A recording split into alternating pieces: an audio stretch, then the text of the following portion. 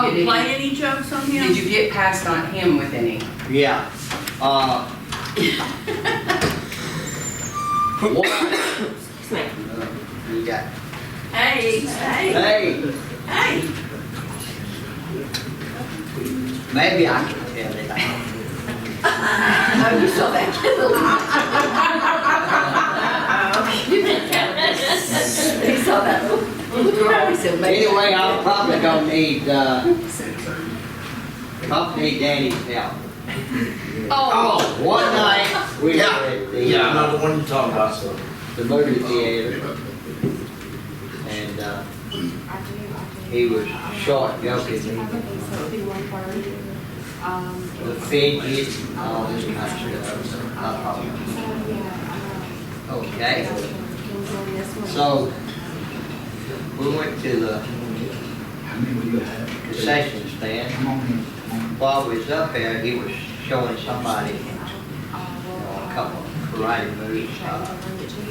That actually, he was showing. Well, I said, I got a karate move that you ain't gonna believe. He said, oh, you don't even know karate. I said, tell him. You don't believe me? I said, I won't hurt you, but I won't guarantee what's gonna happen. He said, oh, fool. He said, I'll sling you over, all over the concession stand up here. And I said, okay. I said, well, I tell you what, come on, let me show it to you. And he got in his stand like that. I said, grab more. And he grabbed it with one hand. I said, no, you're going to have to do better than that. I said, grab it with both hands. He said, I'm telling you now, I'm going to hurt you. I said, I don't think so. I said, but you got to squeeze. And he squeezed. I said, come on, squeeze harder. And he squeezed, and I said, and of course he hit me about twice. But there was kids in the room, and I didn't know about it. But yeah, I got him a few times. then after that, that was his joke. Yeah, after that. But yeah, he was so much fun just to, go. He loved to tell loved jokes and Tell jokes. Oh yeah. And you can tell. yes, he loved it. And He got. you go ahead and tell that. Somebody had told him a joke and he liked it. Just kind of a little silly joke. How can you tell if you got an elephant in your car? And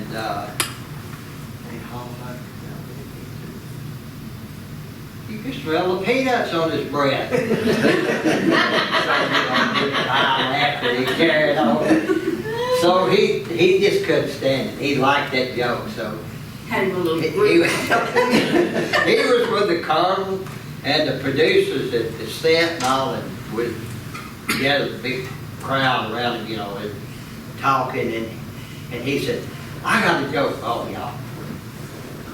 And they said, okay. He said, it's funny now, he said, but you got to guess what it's going to be when I tell you. Okay. He said, how can you tell you got a peanut in the car? And he looked, and he thought, and he just turned and walked off.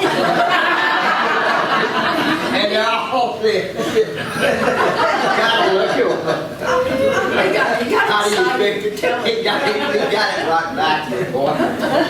And y'all probably all heard the birdie on the windowsill. Oh, yeah, they may have, I yeah. forgot exactly how that goes. But I better not tell that. No, Yeah, that's a good one, but. we got a few young ones in here, so. Keep it family show.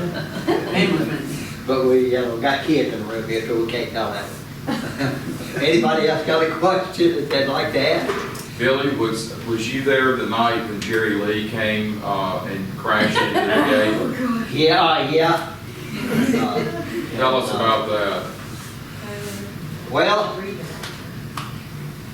he had got out, and he was, ranting and raving, he had, lit to the gears I think he was a little intoxicated. I think he was Yeah, a bit a little bit. intoxicated. And, he got out and he said, I want in. You can't come in, the first gate, you can't come in. But Elvis is not, having any visitors tonight at all. That should have been my house. That should have been mine. And gate guy said, well, it might have should have been, but it's mine. So, he said, Jerry, you need to, you need to go home and all. Oh, hell no, I'm going to see Elvis. So, guard put up with him about as long as he could. And Jerry got in his car, and the more he thought about it, and then he backed up, and he just hit the gates. And, boy, that set it off. They call the cops. They got involved, but I'm gonna tell you, he was a card boy. I hate to say this about anybody, because he was a great entertainer. But that was a jealous man. He could not stand the fact that Elvis was, stayed as big as he did, and he actually ruined his career. His mouth and what he did. He married that 13-year-old girl and took her to England. That guy.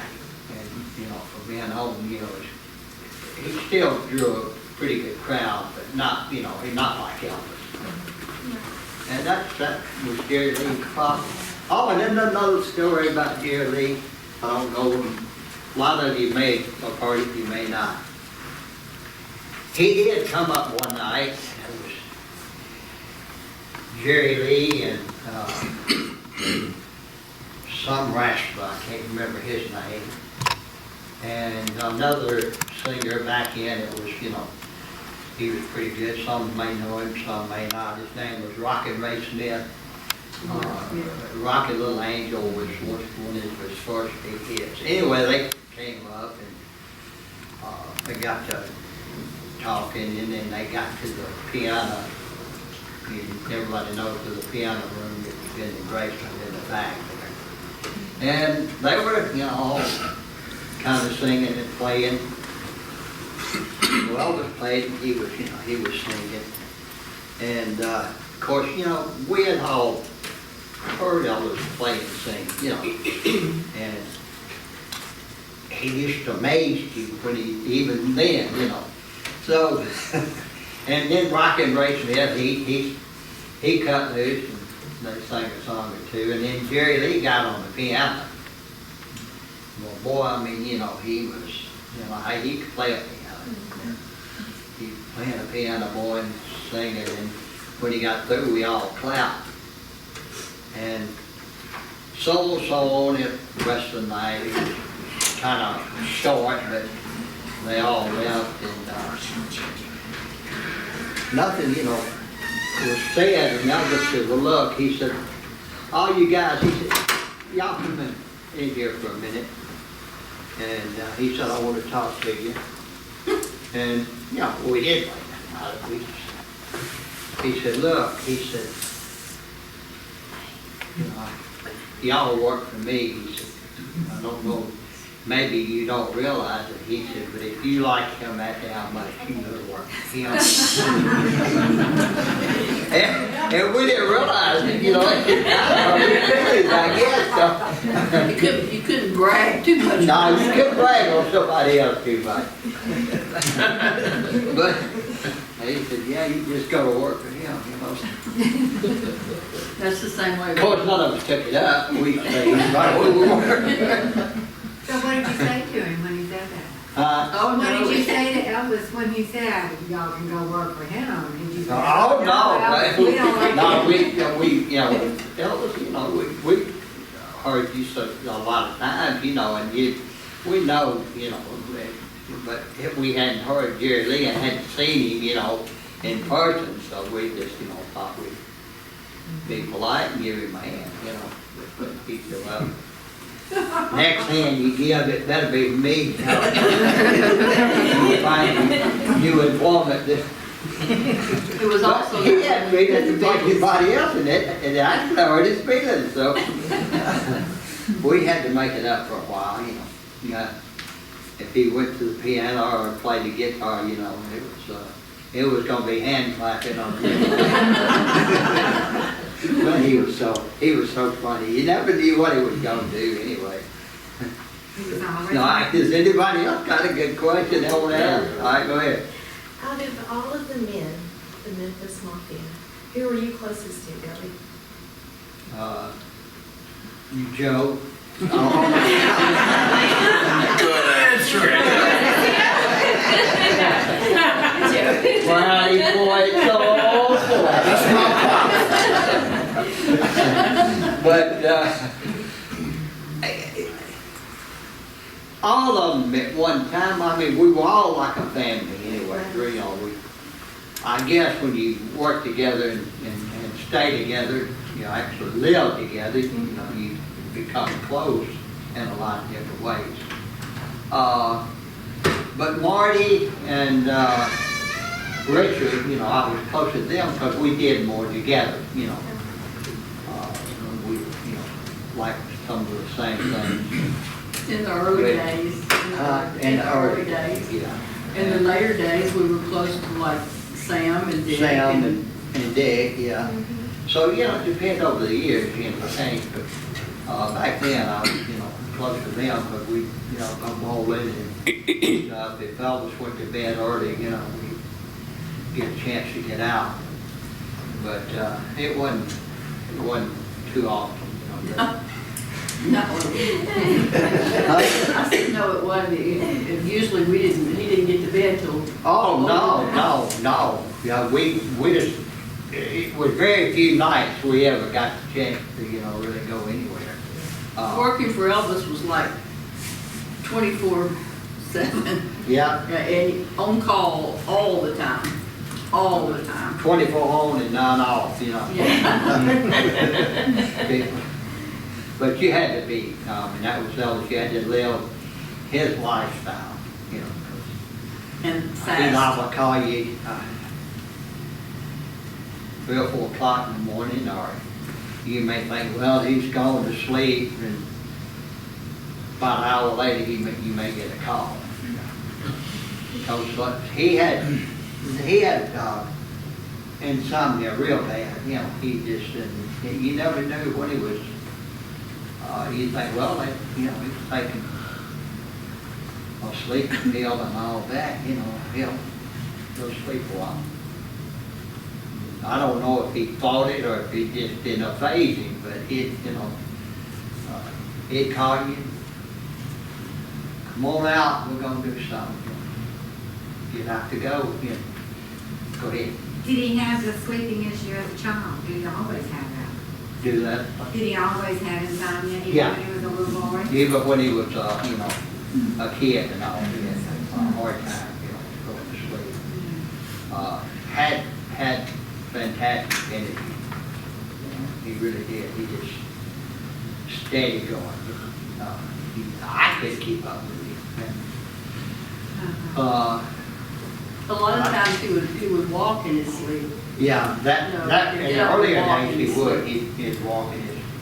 I think that's why he started taking sleeping pills, because, you know, when he did go to sleep, he didn't wake up and get up and move around that much. But in the earlier days, he'd walk in his sleep and somebody have to wake him up. And you had to be real careful about that, because he actually hit his cousin Gene. Because he Yeah. grabbed him, you know, when he shook him. But you just didn't, you know, you had to, even in later years, you had to be real gentle about waking him up. Not Most of the time I get close to his ear, you know, say, Elvis, time to get up. You Yeah. might not respond the first time, you might have to do that 2 or 3 times, sooner or later. But you didn't grab me or shake me. So, Do you think And he would- especially nobody ever poured water on him. Oh, yeah. Like has been cold. Uh-uh. They probably wouldn't be breathing if they had done something like that, because that would have, And he did keep a gun right beside him. Besides in bed. But I was always, he had a lot of things, that was different. Insomnia and walking and sleep, but as years went by, he got over those, He wasn't near as bad as the lady was. But once in a while he'd get up. A lot of times he'd walk and he'd be, so sleepy and all because one sleeping pill didn't do it, it was 2, and then, how you can get really groggy and you might lay down on the floor and that's it, You never knew. A lot of times that's why, if somebody wasn't staying with you, Even go out in the yard to look for snakes, you gotta tell them about oh, God, no, that was funny. It was about, 6 or 7 In the morning. It was early, the sun was up and all. And I had got a call from one of the maids that said, Al was outside and said he had seen a snake. Well, Elvis hadn't gone to bed yet, but he had taken his sleeping medication. And it had hit him, fairly well. Well, Al told him, oh man, that was a big old thing going up the tree. Now that's all it took. Al getting shotgun. Got a shotgun. Yeah. I got out there about that time and he was outside. And I come out there and I thought, oh, well, he was doing that. Oh yeah, I see him. I got him. Boom! Screw out, go everywhere. That fork serpent. Yeah. No, I'll get you this time, you fork your tongue, you're looking, and Al said, I think that's him going across there. Boom! This is in the front yard of Graceland. He didn't, Anyway, he said, Al, I think maybe he's over there. And I said, I don't think so. I said, but I'll go over and check and see. So I went over and I started up on the tree, and all of a sudden, boom! Down fell over my head, and I thought, I said, Elvis, I said, man, I said, you're got fans down there, and I said, you're staggering around. I said, it may not look good. I said, why don't you sit down on the curb here? And I said, if you see him, you. So. And he was in his pajamas. He sat out on the curb.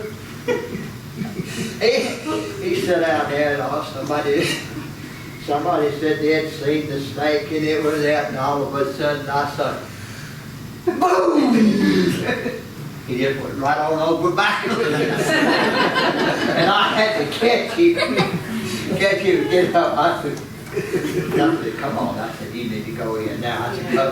I said, if that snake's up there, he's got house buckshot in somewhere.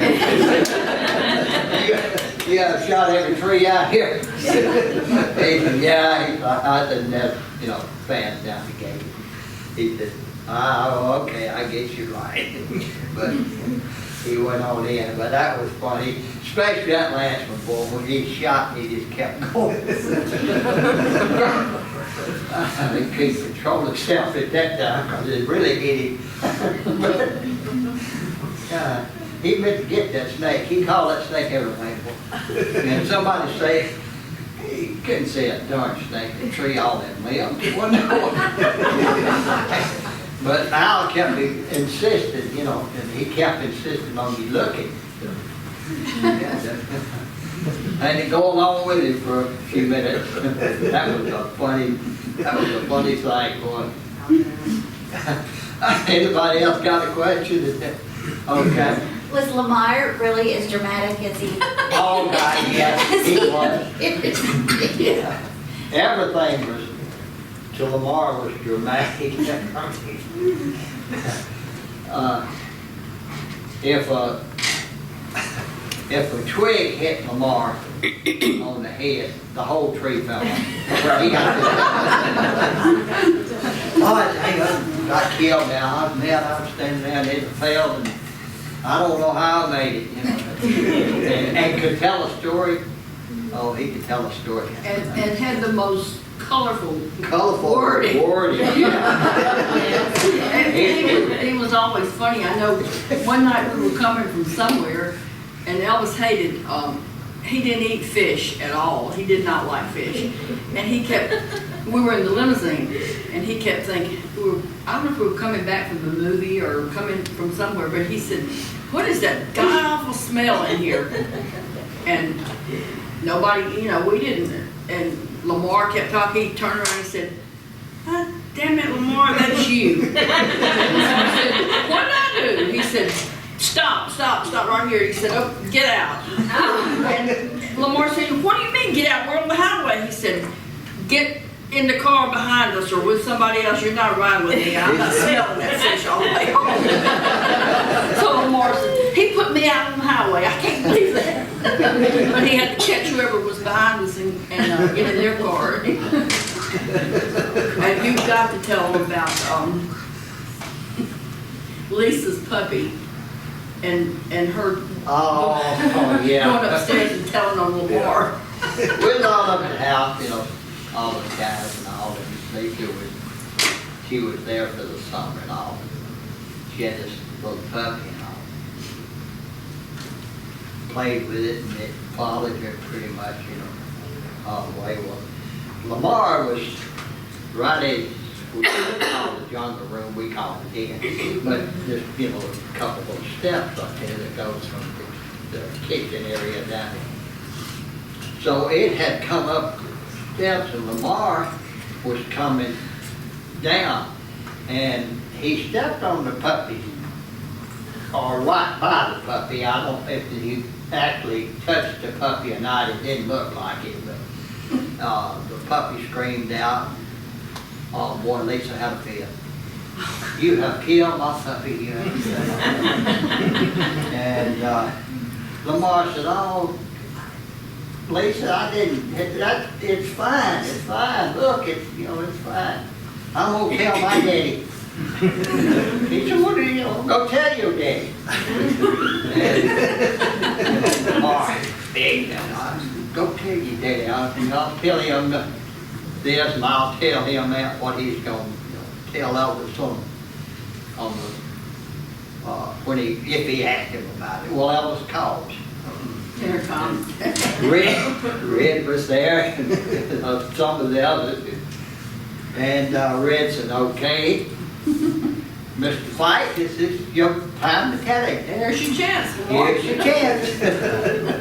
Picked up the phone and, yeah, no, yeah, okay. And hung up and Red said, you really got it told. Lamar said, I didn't touch her damn puppy. Now he said, now if I'd have stepped on that puppy, Yeah. if I'd have stepped on the puppy, wouldn't been nothing but a greasy spot and some hair. Then he called it a little fury. Yeah, from way on, that's right. That's what he called He Lisa. clicked, he goes, all right, but he was something else, boy. He was a really good person, Lamar was. He, of course, you know, he sometimes exaggerated a little, but A lot.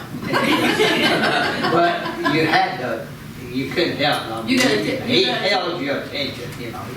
You have to tell him about the safe, reliable. Oh, God. Yeah. He drove Elvis a lot of times in the limousine and all that, you know, around. And Lamar was a good driver. Well, we was in Vegas and we had taken the Dodge motor home, you know, and we drove it out there and all that.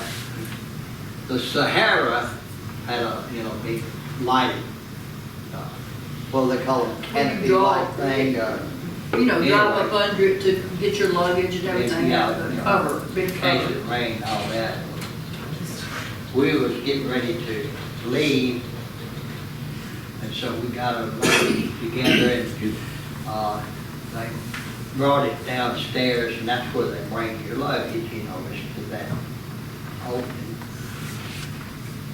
So Lamar asked Elvis, he said, "Hell, let me start out driving, you rest a while," you know. And, he just kept on going, saying, "Oh, okay, go ahead, Lamar. You can drive for a while, so I'll rest." He said, got on there, boy, and, you know, he cranked her up and all that, and he said, "I'll tell you right now, you got the most reliable, safe driver that you could have, you know, blowing off." And Elvis said, "Well, take it easy, Lamar, you know, just be careful." Well, he said, "We got to pick the luggage up first." So he went and he turned in there and went on it, and when he did, and hell of a sound, I mean, you know. Elvis got up and said, "What the so-and-so is going on?" And he looked up and he said, "Don't tell me, I know." He said, "Mr. Safe, Reliable Driver, get the hell in the back." Well, we had to stay a couple more days where they could fix the bus. I mean, And pay for the. and also The overhead. I don't know what that cost Elvis. The canopy thing that you drove under. But needless to say, Lamar Fight never got a chance to drive the bus. And Joe would sometimes, but he's safe and reliable. I mean, he's just bragging, you know, because Elvis was letting him drive the bus, you know, because most of the time Elvis drove the bus. He didn't, I don't know if he trusted any Elvis or not. He usually drove, but that time Lamar talked him into it, and that was a mistake. Lights, you know, just flickering, you know, on that canopy, you know. You know how Vegas is pretty anyway, so many lights. But he was a character, boy, I'm gonna tell you. Anybody else got a question like that? Okay, go ahead. What was like, that you saw, what was like the hardest breakup that Elvis went through? Like that he took the hardest? Break up with like a partner. a woman? Yeah. Or any of the guys? No. His relationship. Oh, we broke up so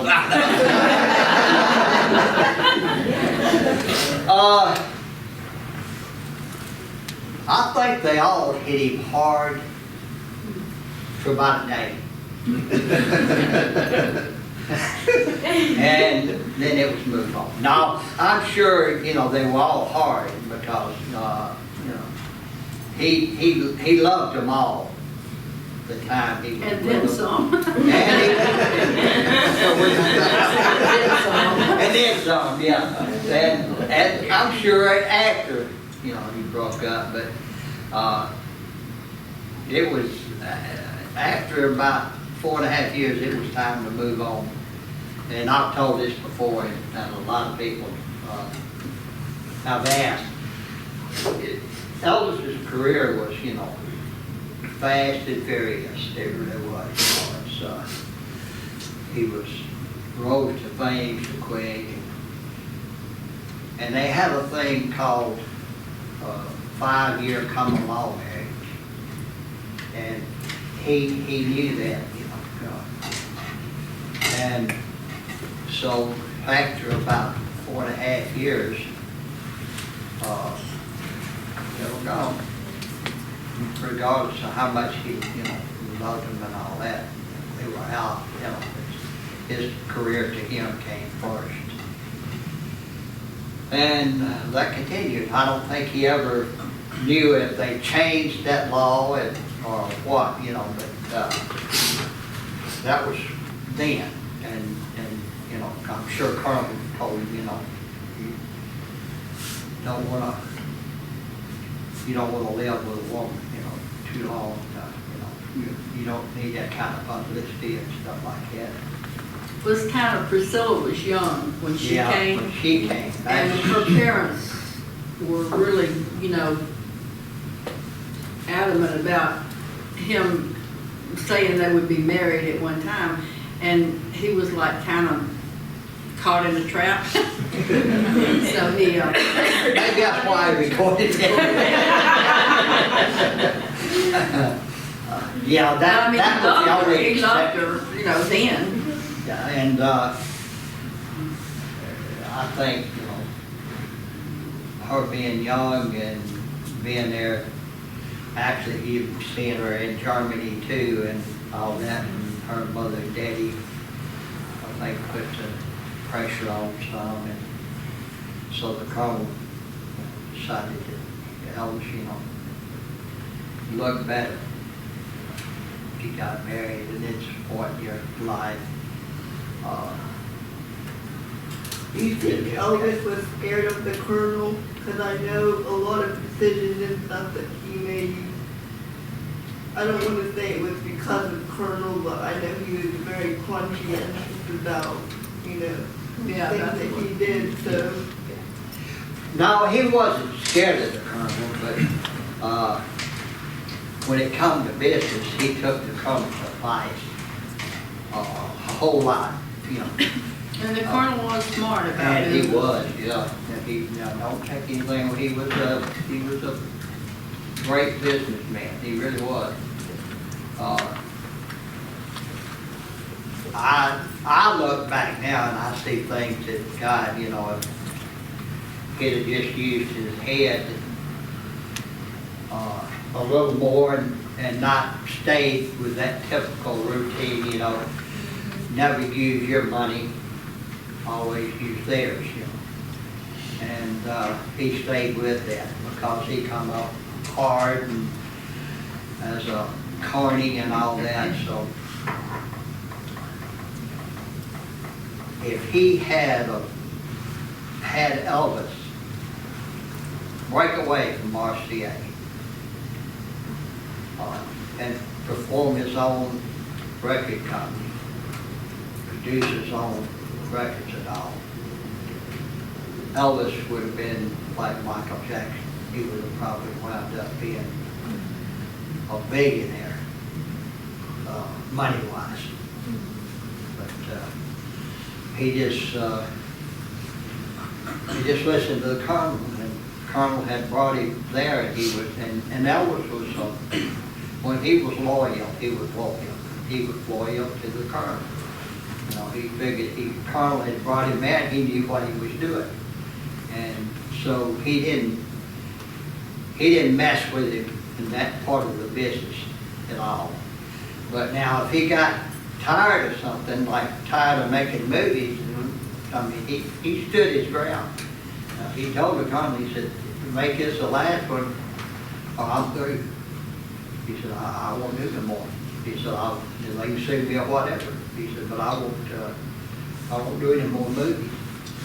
And Carlos said, well, what do you want to do? He said, I want to go back out on the road and see, if I could please an audience like I used to, and if I can't, he said, I'll just retire. And Carlos said, okay. That's how the singer special come about. And of course, we all know, it was one heck of a comeback for Elvis Presley, because, he had been movies and these movie songs and all that. And he just wanted to see, I got it again, people see my movies, but, could I please an audience? I mean, was my first love, that's how he got started. And so they set it up. And he dated those movie songs, little Little Beach Shack. Big Shack. I can just hear The reason that stands out in my mind is I thought of it the other night, and I told you, I said, I just remembered something, and it does. Things like that every now and then pops in my head and all that. He had one heck of a time recording that song. I mean, he would mess it up, all kind of stuff, because he hated the song. It supposedly went in the movie good, so he decided he'd do his best, get through it and all that. Well, I don't know, golly, how many takes it took. I think he did it on purpose. Yeah, He did a lot of that, stuff. if Elvis got, say, irritated with the song or something, he would clown around until, goof off, all that kind of stuff. A lot of you seen the little videos and stuff, I'm sure, how he was. When he got serious, he'd do it, but up until that point, he never knew what he was going to do. So. But anyway, the little grass shack, he finally got through it. And boy, he hated that song. Well, it come time on the set to sing it, in the movie. He started off, and I think he about 3 or 4 takes, and then he just walked off. Stood there for a little while, finally went back over there, and the director said, are you ready? You want to try it again? And he said, no. He said, I'd rather have that damn producer down here. He said, because I'd like to take this little grass shack and run it up in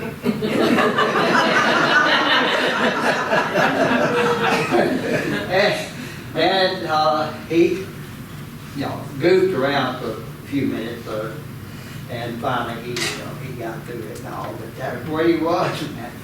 But he hated that song. I thought about that. I laughed thinking about it, because I could just see him, boy. He had that way of jaw wanted to stick out when he was mad, getting paid. He would grit his teeth and his jaw would pop. Yeah, and then a lot of you probably have seen it. If he was mad, you knew it. I mean, that just, you could look at it and tell. But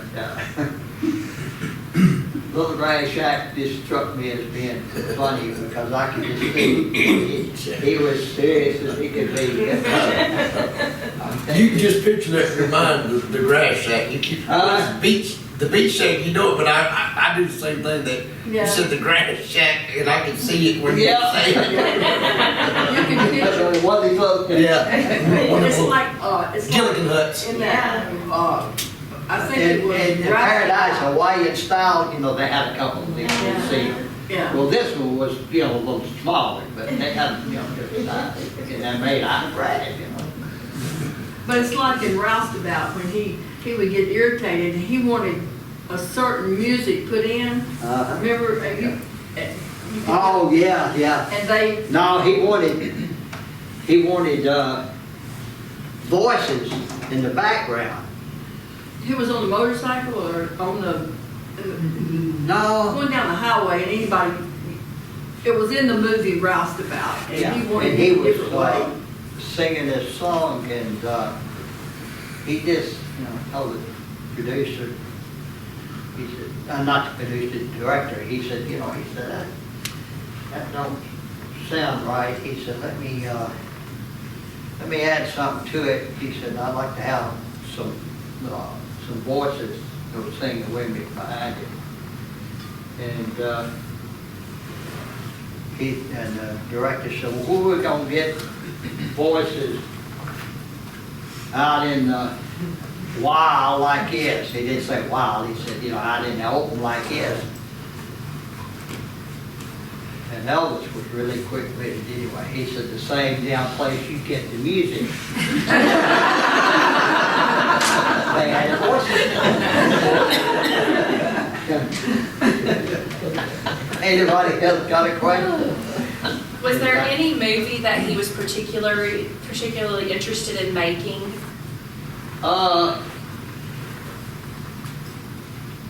You mean other than the ones he made? Yeah, was there something else he was interested that maybe he just He didn't? liked Jailhouse Rock and like. No, she means, was there any movie out there that he would have liked to? To have done, acted in himself.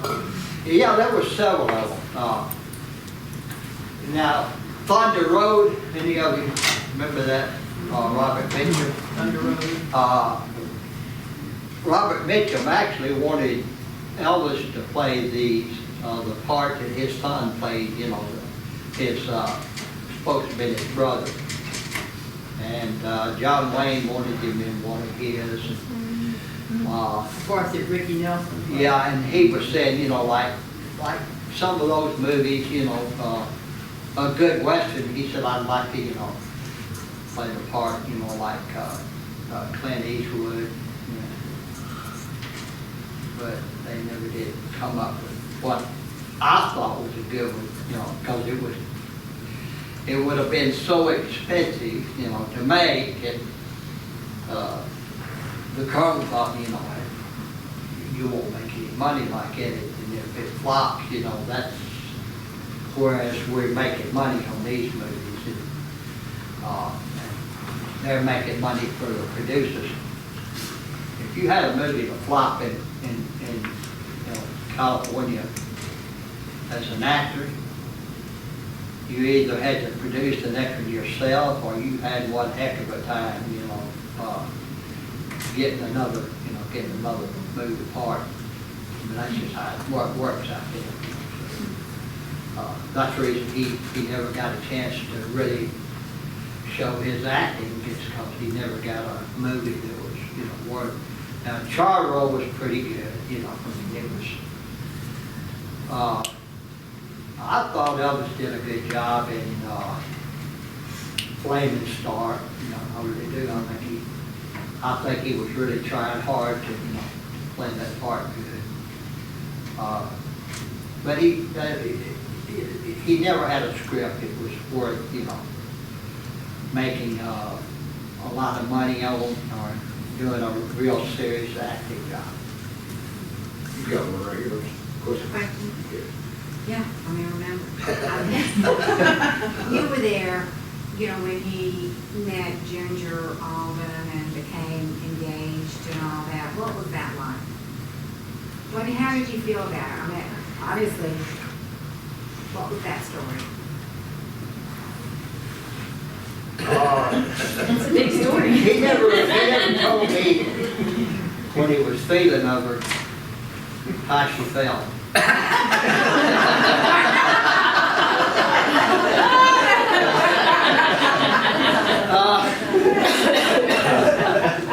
And I didn't ask.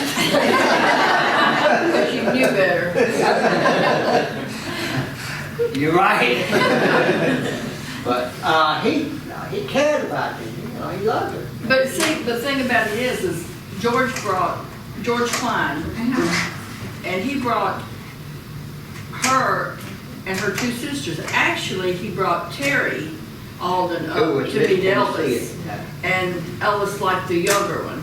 He liked Jerry better. So they all went up to meet him, you know, in his room, but he, instead of Terry, he just, you know, I guess she was too old for it. But he liked Ginger, yeah, so that's how he, That's how it was. that's how that worked. But yeah, he cared about her, he loved her, and, but he loved all the women, you know, he got serious with. But, like I say, you know, The marriage plans were not gonna be pan. I was gonna say, you might as well, Not pan we got out. into it all day yesterday, so you might as well just, you know, he was just not gonna get married, that's all there was to it. He just- At least that's what he told Now, me. he'd promised her the moon, I'm sure, you know, and I don't know in private what they talked about. He might have went so far as to say, oh yeah, maybe in December, you know, and set a date, you know.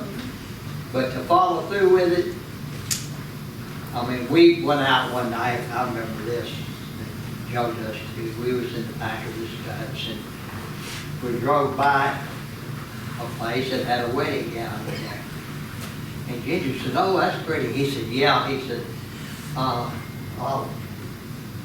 like to have you wear one like that with a real long train and all of that. And he said, you know, and he put his hand up like that. He said, when we get married, we need like that. To the back seat up here, when the time gets right. Time gets right. And the time never did get right. Get right. But he cared about her. He loved her, and you know, and all that. Different. She says, you know, that disputes the fact that I said she wasn't going on the first part of the tour. And Alicia Kerwin, he said he'd take her instead. Well, she's done made another mistake. She wasn't going on the first part of the tour. What finally got her convinced to go on the first part of the tour was a TR6 car, convertible green. He bought it about 2 weeks before, and that's when she decided she'd go. So, you know, she tells one thing, I tell another. And I'm sure she believes what, you know, she's saying that they were going to get married. And I say there wasn't, but I'm going by, you know, what he himself, you know, he said, you know, maybe someday, but time's not right, you know, it's not. So, you know, that's her word and my word, you know, but nothing against her, because I'm sure, and in her mind, she believes that.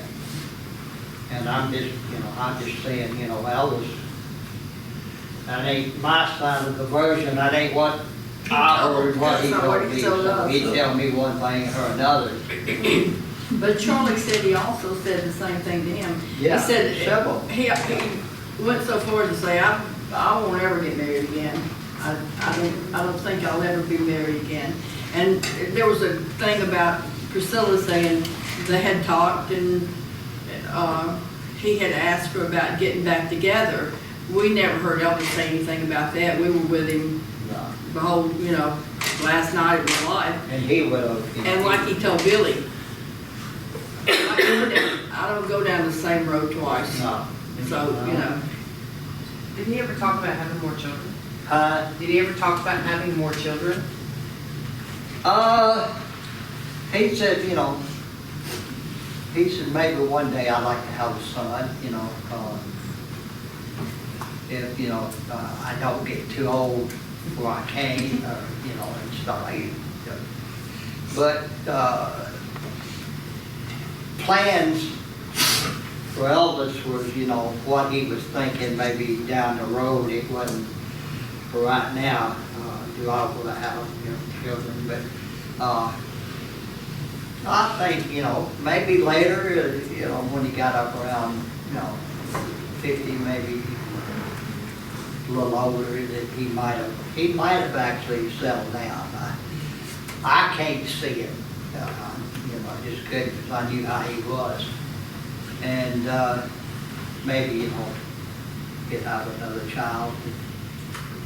And he used the name John Barron, and he liked that name, and so if he had a son, he was going to name him John Barron Presley. So I'm sure he thought of it, you know, a lot of times.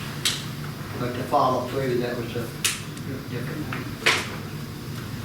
All right. Did he ever have a place, like in his downtime or, you know, to relax, a favorite place he liked to go, just to kind of like get away for a while? You mean in Graceland or somewhere out? Either. Do you have a place to kind of escape some of the craziness? Yeah, I mean, yeah. Golly, he was hardly ever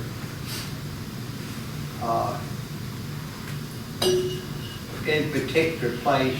Like, he might fly to Palm Springs, you know, to his house there. Or if he wanted, he would just simply stay up in his Bedroom. in his office, you know, and naturally Lisa's room was there, and maybe, you know, stay there. And that was that's the place he, you know, where he could relax. Feel the most whatever he comfortable, wanted to do, he could, you know, he could have somebody with him or just be alone, you know. Yeah. Which Elvis didn't want to be alone too much, no way. I think, you know, golly, I was mad in his mind. He had a lot, you know, a lot on his mind, a lot of things he had to think about, you know. And I think, you know, he didn't know which way the mood might go, so he, you know, he usually had somebody. But now was times when he, you know, he would stay up in his room by himself, and you know, we may not see him for a day or two. But one time he stayed about 2 weeks. And about the old one saw him was amazed, you know, make his real stuff. So he, you know, he had to have his times, you know, his own private, alone time. Right. Yeah. Anybody? All right. How do you think fame changed him? Knowing him before he really, you know, blew up basically, you know, and became so famous. I know I'd seen one of your videos, Joe, say that at times he was selfish, sort of, you know, early on, or seemed to be kind of self-centered, I guess. Of course, yeah. How did he evolve, you know, basically from what you knew before? Does fame really change, you know, a person, basically? How he changed, you mean? Yes, from like before he was famous to, you know, when he got so big. It never changed him from who he was and where he came from. He never changed that. The person, But he was always Same person.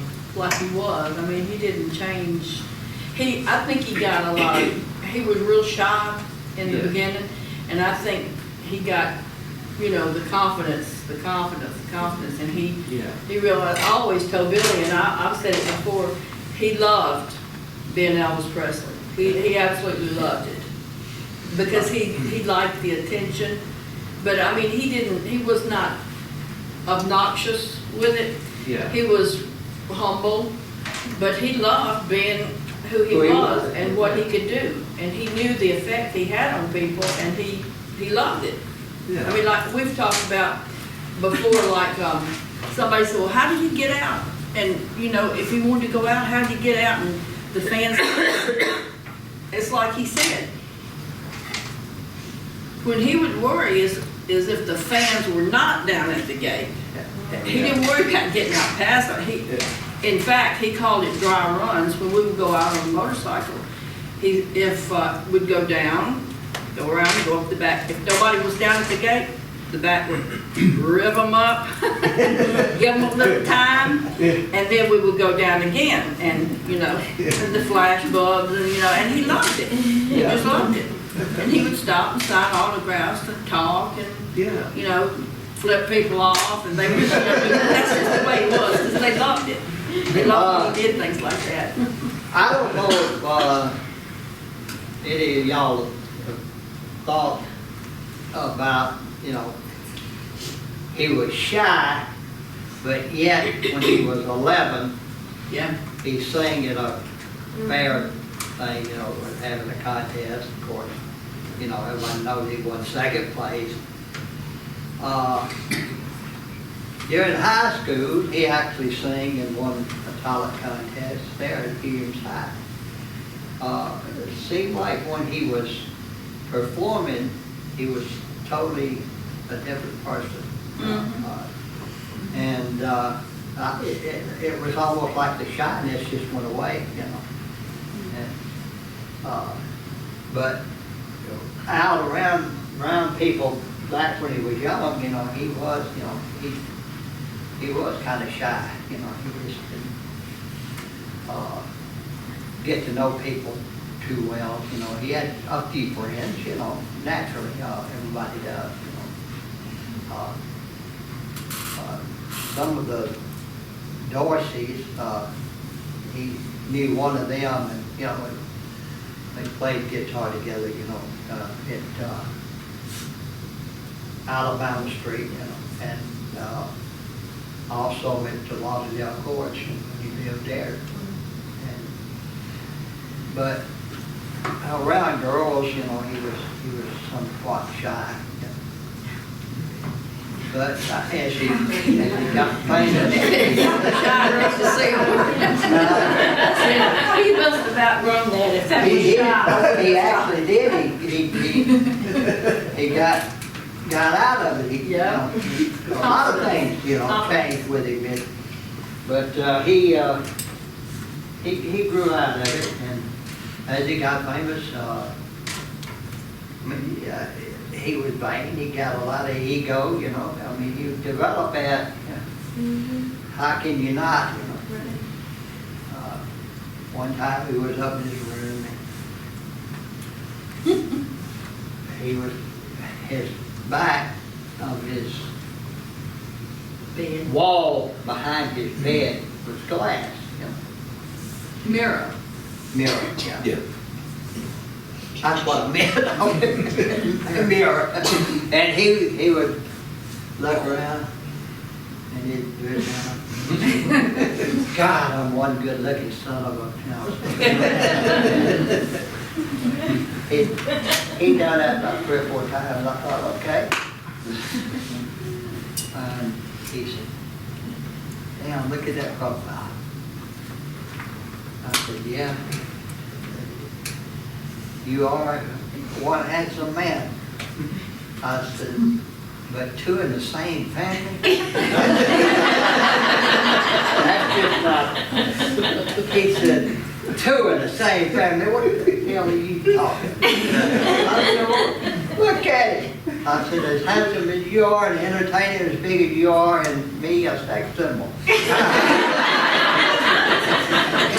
And of course he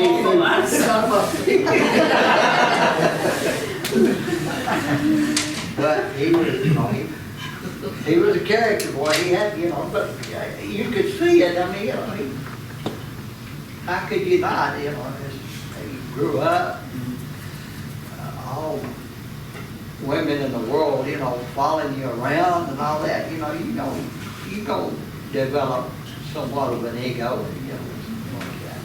and Elvis was very, very conscious about his looks. When he went to California and all, somebody, you know, had talked to him and all, and said, you know, you got pretty teeth, but you know, if you had them capped, they would stand out more even from the original teeth. He had his teeth capped. Well, got talking about, you know, his facial features. Now, a lot of people don't know this.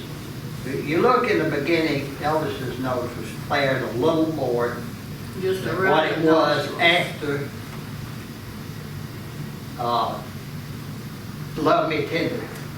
Reason, Maury Parks, who was a Plastic surgeon. plastic surgeon, had actually trimmed this part of it down. I mean, I'm talking about trimmed. Everybody said, oh, you had a facelift. Well, no, that's all he had done. But it made his nose look, you know, even better. And so he was not scared to try things. That's also, he dyed his hair. Because he always thought, you know, because Tony Curtis, you know, had black hair and blue eyes, and he always used to think, you know, it seemed like that black hair is making his eyes, his blue eyes stand out, you know, more so. He was willing to make changes, you know, stuff like that. Yeah, you know, like the last plastic surgeon told him here in Memphis. He said, how can I improve it? And he said, well, I want it done. I want this done, this done, this done. So he had plastic surgery done in '75 to his face. And when he had it done, he had a bed moved in for Linda, and then Billy and me stayed across the hall at the hospital. At the hospital. And like Billy said, the doctor said, I don't know, I hate to even touch that face. But Elvis had in his mind, you know, he wanted something done. He had his eyes, and he told us that don't tell anybody. Don't. This is our secret. You're here with me. This is between us. So he said, Joe, you go ahead of us. You go out and you tell Delta I want everybody out of the house when I get home, because he was going home that day. So I did. I went. I said he wants the house cleared, nobody here when he comes up or anything. So she did all that, and Billy brought them home. They came home, and Elvis got in there. Well, heck, he had people, you know, so people come upstairs. They would come up. How'd Elvis doing his surgery? What? What surgery? Well, you know, he had it, and he went and told them. You know, you could not keep a secret. It was the world's worst. And if you told it before he did, it made him so mad. That's what it was all about. He don't be the first one to tell it, so he'd tell everybody. He'd call them up. You know, come up to my room and look at this. And then he changed. Hell, half of them didn't even know he had anything done, you know. So he was funny, boy. But he didn't need it. God, he didn't need it at all. I really don't, you know, because I think it took a little bit out of his eyes. He had this certain look, you know. He had sleepy eyes to me, and it kind of what do you call it? bedroom eyes, sleepy eyes. And you know, I think it took a little away. It didn't change him as far as, you know, how handsome he was, because he didn't have that much of a plastic surgery done. So, and they didn't stretch his face quite as much. But why he even bothered then, when that plastic surgeon told him that, I was thinking to myself, Helmy's right. You know, why even boo it, you know? he got a face like that, why he a fool? Just even growing old, you know, gracefully, God, Elvis would still, you know, been okay, look at me up, you know. But that's what he wanted to do, so he had it done. There's one.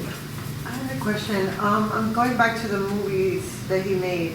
Did he ever, or maybe you already spoke about this and I didn't quite understand, did he ever think about producing like his own movie or getting his own script or even going that route at all, like starting a whole production company or anything like that?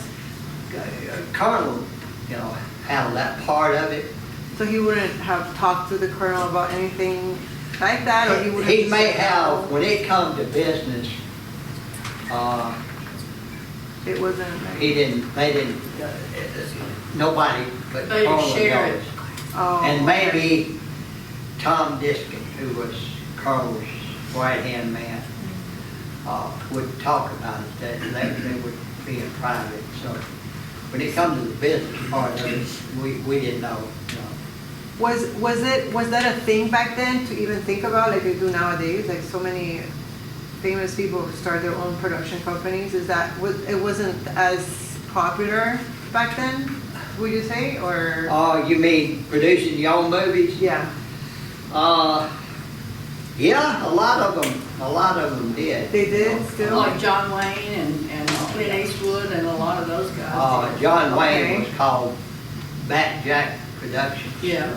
Okay. And he had his own company, but it was a rarity, you know, most of the time. Okay. But like Carl's theory was this: why use your money when you use somebody else's and you can make money? Sure, yeah. So he You just know, stuck to that. We Got don't it, use yeah. our money. We let them Yeah. pay us, you know. So. Yeah. And he always stuck with that. He never changed. Yeah. I wish he had, you know, like I said, Elvis that started his own record company and his songs and all that, instead of getting 7.5 cents Yeah. on a record. That's what he got, and he was the highest paid artist at that. Yeah. He would have been getting, you know, 60, 70%, I love that. Yeah. which would have been, you know, a tremendous amount more. Sure. But Carl, you know, he didn't see it that way. Mm-hmm. Like I said, you know, stay with what you got, you know, as long as you're making money at it. Mm-hmm. Okay. All right. Did he ever go out in kind of disguise or anything on any occasions, out and around Memphis or anywhere, or in the later years, any restaurants? Not in the later years. And what about any restaurants he might have gone to, if any, in the later years? No, if he wanted to go to a restaurant or something, he just went, you know.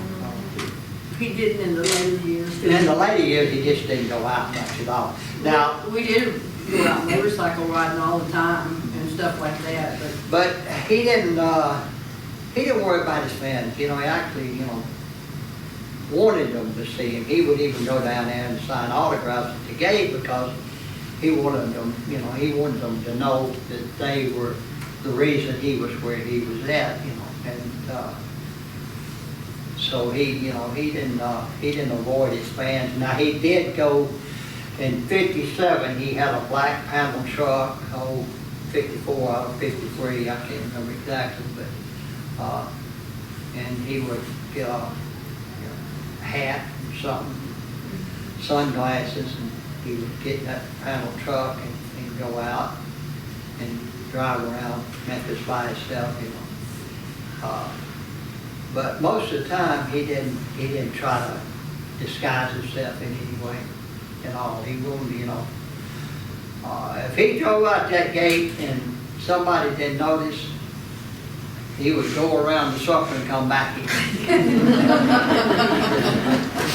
he never, I think it actually scared him if somebody Yeah. didn't. Hey there! if somebody didn't know who he was or something like that, you know, he just couldn't, he had to,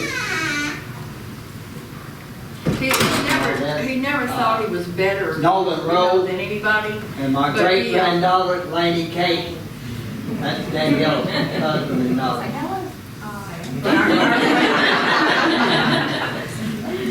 All right, we go out in the back. Did he ever think that he had an issue with his prescription medicines?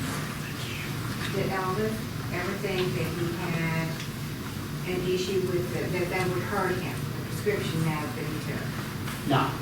He never did think that? He didn't. He actually had a desk reference of pills, because he wanted to know what would interact with another one that, you know, and you know, doctors, they help. He would, you know, he would check, make sure, because, you know, he didn't want to take a chance of, you know, some kind of reaction or something from one drug to another. Most of the time, his prescription drugs, you know, were prescribed by Dr. Nick and all that, you know.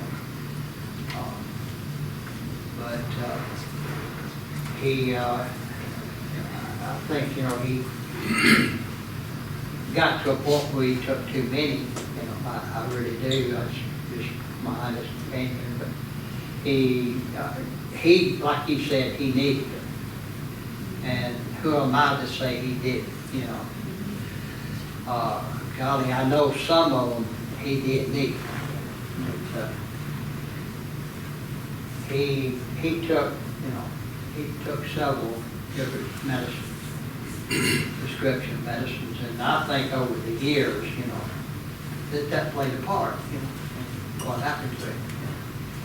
But I don't think that was the main contributor of, you know, him dying. I think, you know, because he had a large heart, and he had a liver disease which run in our family, and was not life-threatening. So, you know, I mean, there were certain things. Somebody even said he had cancer one time. Of course, I just don't believe that. I think Elvis would have been, you know, totally ready to get a cure for it, you know. Elvis didn't want to die, that's for dang sure, you know. But, you know, over the years, he actually got started taking pills back in the 50s. He started with what they call no dose. And reason being for that is they had a wreck, you know, and tore up the car, and of course, thank goodness, you know, Scotty and Bill, they didn't get hurt, you know, but this mama, you know, she just went wild for a little while, you know, and that's because she was so protective of her anyway, so he had to call her, you know, just almost every night when she was alive. But somebody had told him about no dose, and reason being is because, you know, they drove, and golly, they might have to drive, you know, after one show, they may have to drive, you know, 300 or 400 miles, you know, to the next one. And it's like anything else, you know, you don't get drowsy at times. And, after that, well, he started taking them, but that was all he took, you know, maybe a headache or something like that, but, or a cold. But outside that, he didn't. He was more introduced to the as we call them, the uppers and the downers. That's, you know, where you take, you know, like Benzodrine, which, you know, it's really puts you on a high buzz, and boy, you know, you'll work yourself to death before you realize it, you know. And of course, then you got to have the sleeping pill to bring you, you know, back down. So that's how he got started, you know, in the army and all, and then just continued from there. You know, what's funny is, we think back about it, he didn't allow, he didn't like, or didn't allow it, if he knew it, marijuana or anything on the tours or anything like that, because I know several have had to flush it. And he just didn't. He also had a DEA narcotics badge. That's what he got from, you know, and he was really, you know, really focused in on stopping drug trafficking and all that. And, you know, prescription drugs was all right, you know. yeah, he didn't. That's why He never got thought he was that addicted. doctor, you know. But street drugs, no, that was totally out of the question. All right. I think that he really favored Gladys. You know, when I look at him, favored Gladys, his mom. What is your favorite memories of her? Of Aunt Gladys? Yeah. God, I don't know, I had a lot of them, you know. She actually kept me a couple of times, you know, when I was real little. And Grandma, his grandma, or Minnie, Dodger. he kept me. And my mom and daddy both worked, you know, so. And I was quite a handful, you know, I was real active. I probably had that, what do they call it? I don't know. But ADHD and everything. So, they had to pretty much tie me down to keep me in one spot. But I don't know, she just, so many, you know, Grandma was Hey, she actually- babysitting, and actually, Billy was a small for his age, and still is. You couldn't have But Grandma Presley, I don't know, probably some of you've never heard of it, but I did. The galvanized tubs, and they were like bath, you know, big round gallon. That's what a lot of people had to take their baths and warm the water and put it in. That's what she used as his playpen. And he couldn't get out of it. But that number 3 wash tub, I remember well. But Aunt Gladys, you know, she had me and, you know, hold me, you know, all the time and all. So, you know, I think I was probably out of all my aunts and uncles, I think I was probably closer to her, you know, because of the way she was so much like Elvis.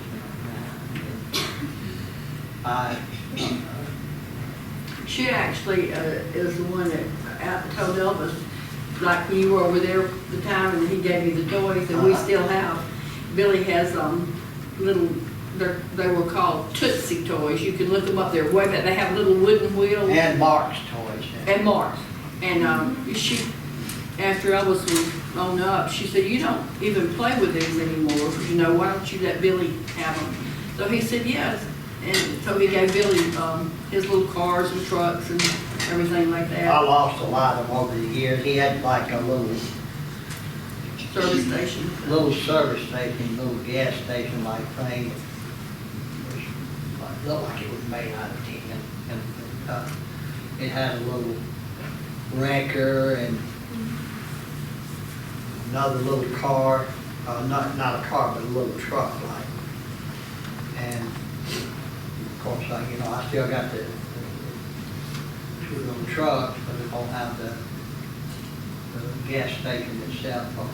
And the car, what is the car? You've got that big long car. That's called a, jumbo sedan, I think is what it's called. I looked it up, and I think It's- that's what it's called, a jumbo sedan. It's Interesting. like limousine, you know. They actually have wooden wheels, and it's just, that's just, I didn't even remember that, about when dogs were like that. All right, anybody else? There's one thing. Was Elvis ever interested in performing in any of the karate competitions since he had such an interest in karate, or was it just the learning? Just a learning. He did private demonstrations. Yeah, with private. People that would come up to the house, and he would put on, Little exhibition. Yeah. He loved the karate. He actually started learning karate in Germany. I forget that guy's name, that taught him, he'd gotten up to a brown belt, which is just a step below a black belt. And when he got back from Germany, he practiced, and there was a guy named, who was in the Marines, his name was Lamar, who at that time was like a 6th-degree black belt. And he had 2 other guys that, stayed with him, and they were 2nd and 3rd degree. And Elvis found out about him and got in touch with him, called him down, and he said, well, you work at this and you work at that, and he said, you reach it and I'll promote you to a black belt. And after a few months he did, and from there on, thanks to Mexico, I think got him up like to a 3rd degree black, and he continued on with it because he loved it. He put on demonstrations. He actually, I thought, more or less, brought karate more to life here in the United States than he was given credit for it. There was a lot of people knew about karate, took it, but not a lot of the public. Most of that was taught in the Army or something like that, But then he got, into it, where he would go to, like Cadillac, all public, and they would promote him. He got up to a 9th degree black belt. Wasn't because he was that great at karate, but more or less an honorary of the fact that he had brought, karate along as much as he did. And so, but he don't take nothing away. He was good at it. He could defend himself if he had to. But a lot of it, was for the fact that what he contributed to the art. Anybody else? Okay. I know that Elvis was generous and a great gift giver. So what's your favorite item that you've received as a gift from Elvis? My favorite item is the toys.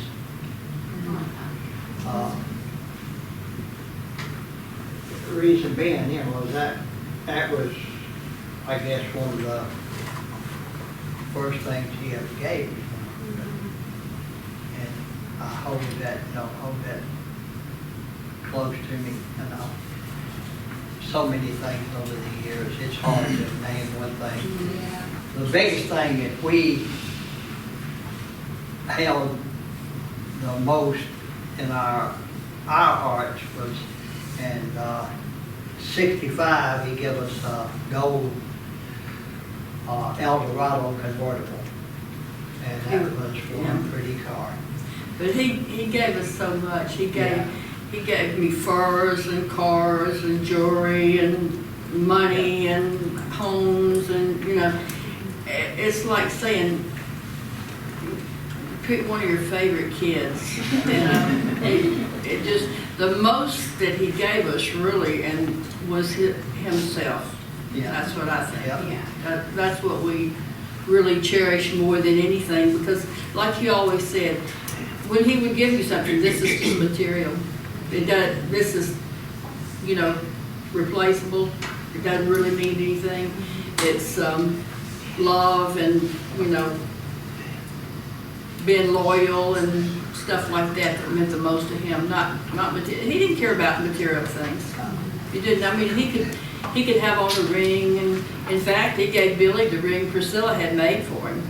For, you know, it was a big volcano with diamonds in it, Got bigger than diamonds Billy, in it. just about. Black inside it, it's got diamonds in it, the gold ring and all. If anybody said, I've seen people come up and say, that ring is beautiful, and he would go, you like it? And I know one time he was going to take one off and Priscilla, no, you know, because she had that one made too, but he would, and you had to be real careful, because with our TCBs and the TLCs, if we were out somewhere and somebody that he'd say, give me yours and I'll replace it. So if we were going to meet anybody or anything like that, I would always go. Because I wanted the one, you know, but he was bad about that. He'd give anything away, and he would give your stuff away and replace it, you know. He was that way. I gotta step out of there, because when you said just like picking, I thought I would have been the child you would have picked. Honestly, I would have, I should have took you and Joey to the adoption agency. Well, Mama, she's told us before if she could have actually picked one, she would have picked either one. They said, when Danny and Joey were little, I guess Joey was probably about 3 or 4. And Danny's 2.5 years older than him. And Danny got these papers. We had bought something, and it was a receipt. Like, I don't know if it was from a refrigerator or whatever it was, but Danny got it out and he said, you were adopted, Joey. He said, I hate to have to tell you this, but you were adopted. And this right here, it says, Joey Michael Smith, and it shows where Mom and Daddy came and picked you up. And Joey was like, well, crying, and he came and said, he looked, he said he never told us, but he did. I didn't know all that. I said, yes, you did. And he said, Danny said you adopted me, and you know, why? I said, Joey, I said, out of all the kids in the world that are, you know, here, why would you think we'd pick you? And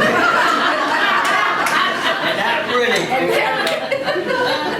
of course, it was hold me and pet me. Yeah, hold me and pet me after that. But We are going to have to wrap up the question and answers to have time for the end. Okay. Danny was always Danny Rockstar.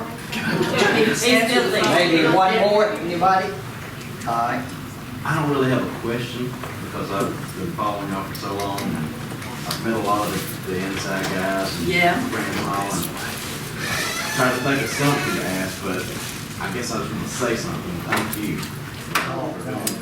Thank y'all. Thank y'all for. And there was one guy that I met and got to spend a lot of time with before he passed. I sang at his funeral, and he told me one time, he said, if you want to know the truth about anything, just call it Elvis. He said that was Elvis's name right there. And that was from Graceland. That was who? It's our honor that y'all. To us, it makes Elvis week for us, Because really, this is a really hard time for us.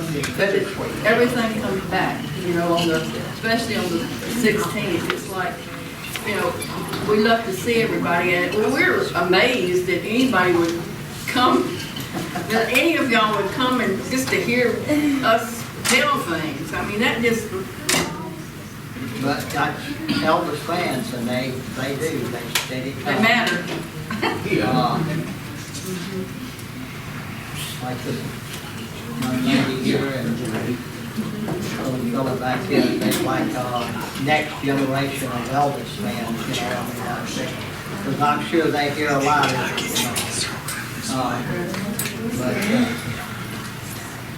you know.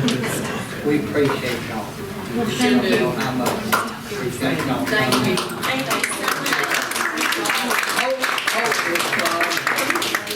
Well, around next year, maybe possibly do it again.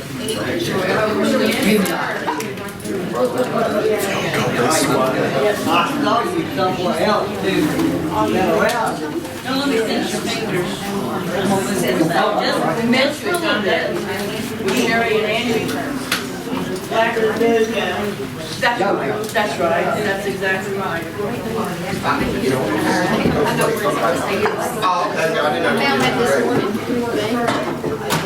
Oh, sure. I don't know if y'all want to get a video with me. You have a, I said, show. You want me to take it? All the shirts. Can you open it? Oh, it's over there. And if you all just go right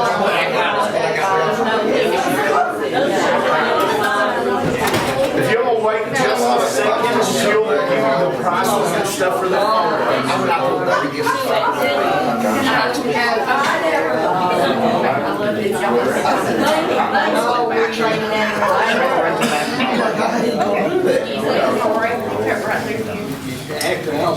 I gave your mama your thing. I know you don't like that. Since you're in front of everybody.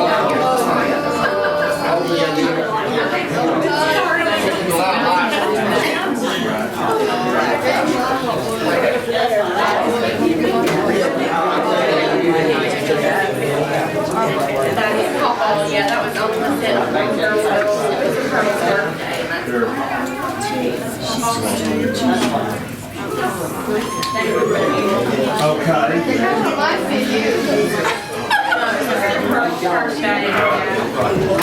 Can we turn you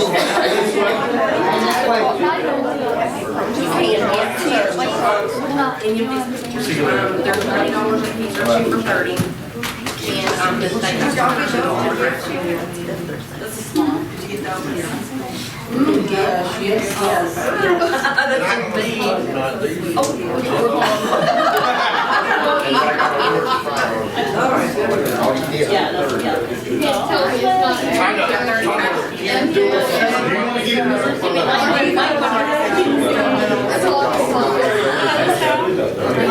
Are you ready?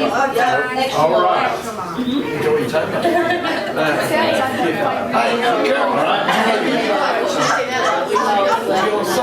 got a big hat. All right, I'm gonna take 2. There you go, sweetie. Thank you so much.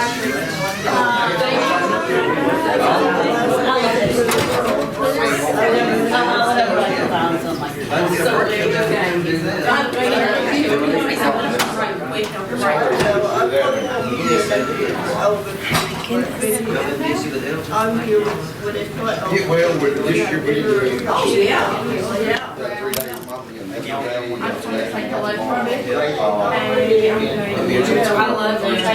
Thank you. Usually we set up You're our family. We love you. I'm so glad I got to see you today. Lane. You know, they don't go. Everybody together. Give us a lot of friends. It was good. They probably see everybody. I had this. It kind of looks like you. Pretty place and all, but, you know, I may get a horse or 2. And his mama mentioned chickens. And she said, I would mind, you know, have a couple chickens and all. And so he went out riding, and it's somewhere around Hernando down here. He come up on a farm, and I guess he saw some I wasn't with him, Lamar was. I guess he saw some of the chickens out, back in, they didn't pin them up, just let them run loose.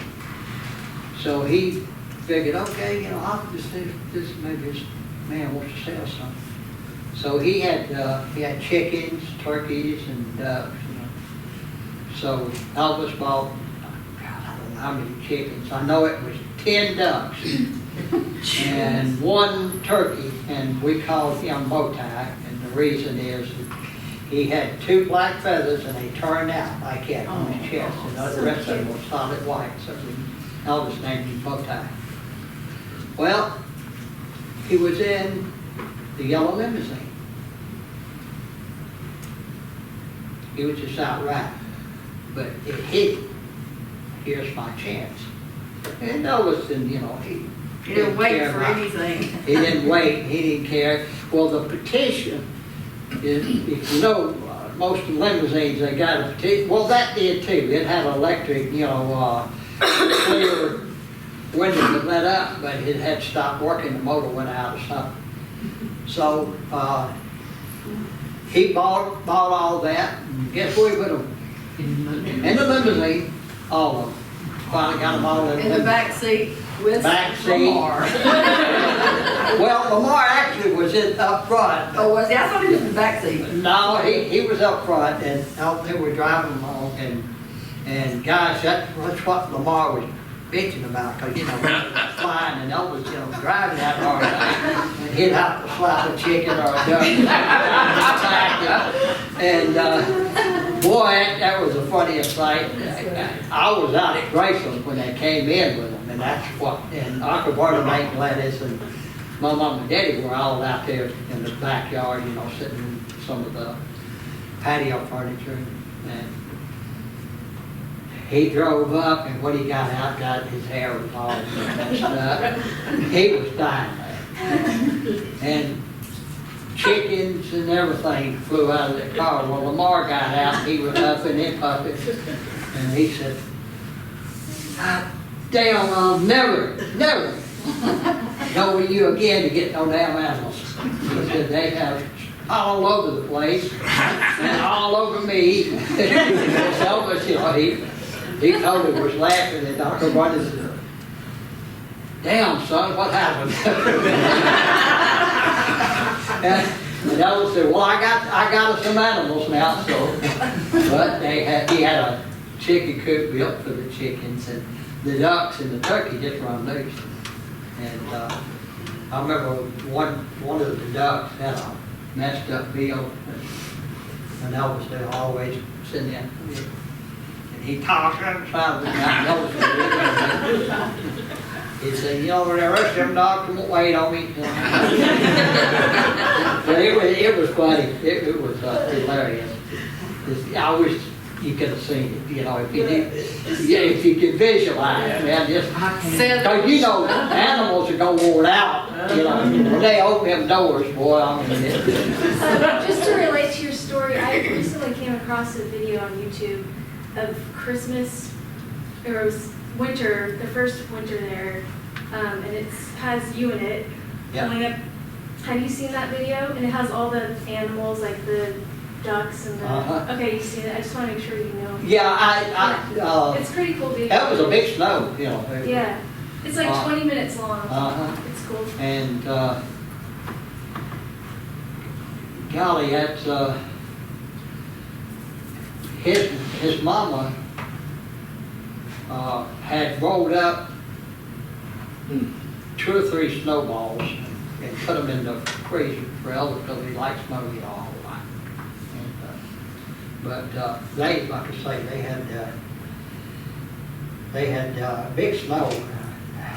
I remember the snow well. I remember I did know the name of the person who shot that, some woman, that shot that. Miss Lutz. Miss Lutz?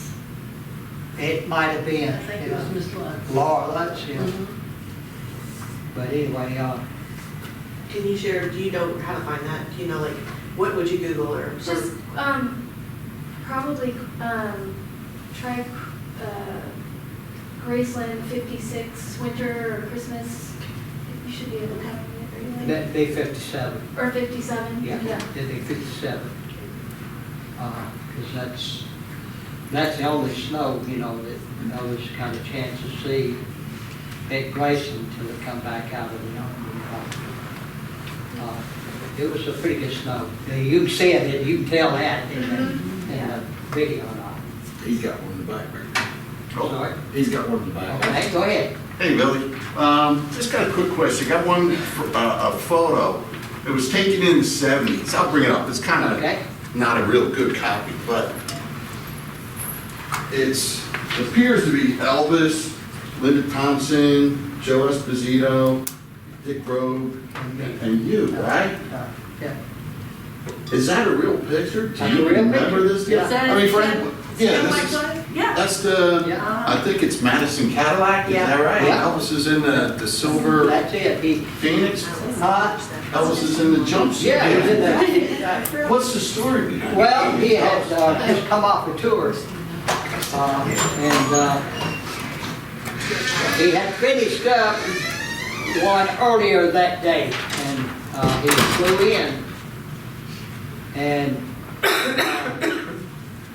somebody had told him about a car or something, a Cadillac, and he wanted to, you know, so he said, well, let's just stop and go down there and look, you know.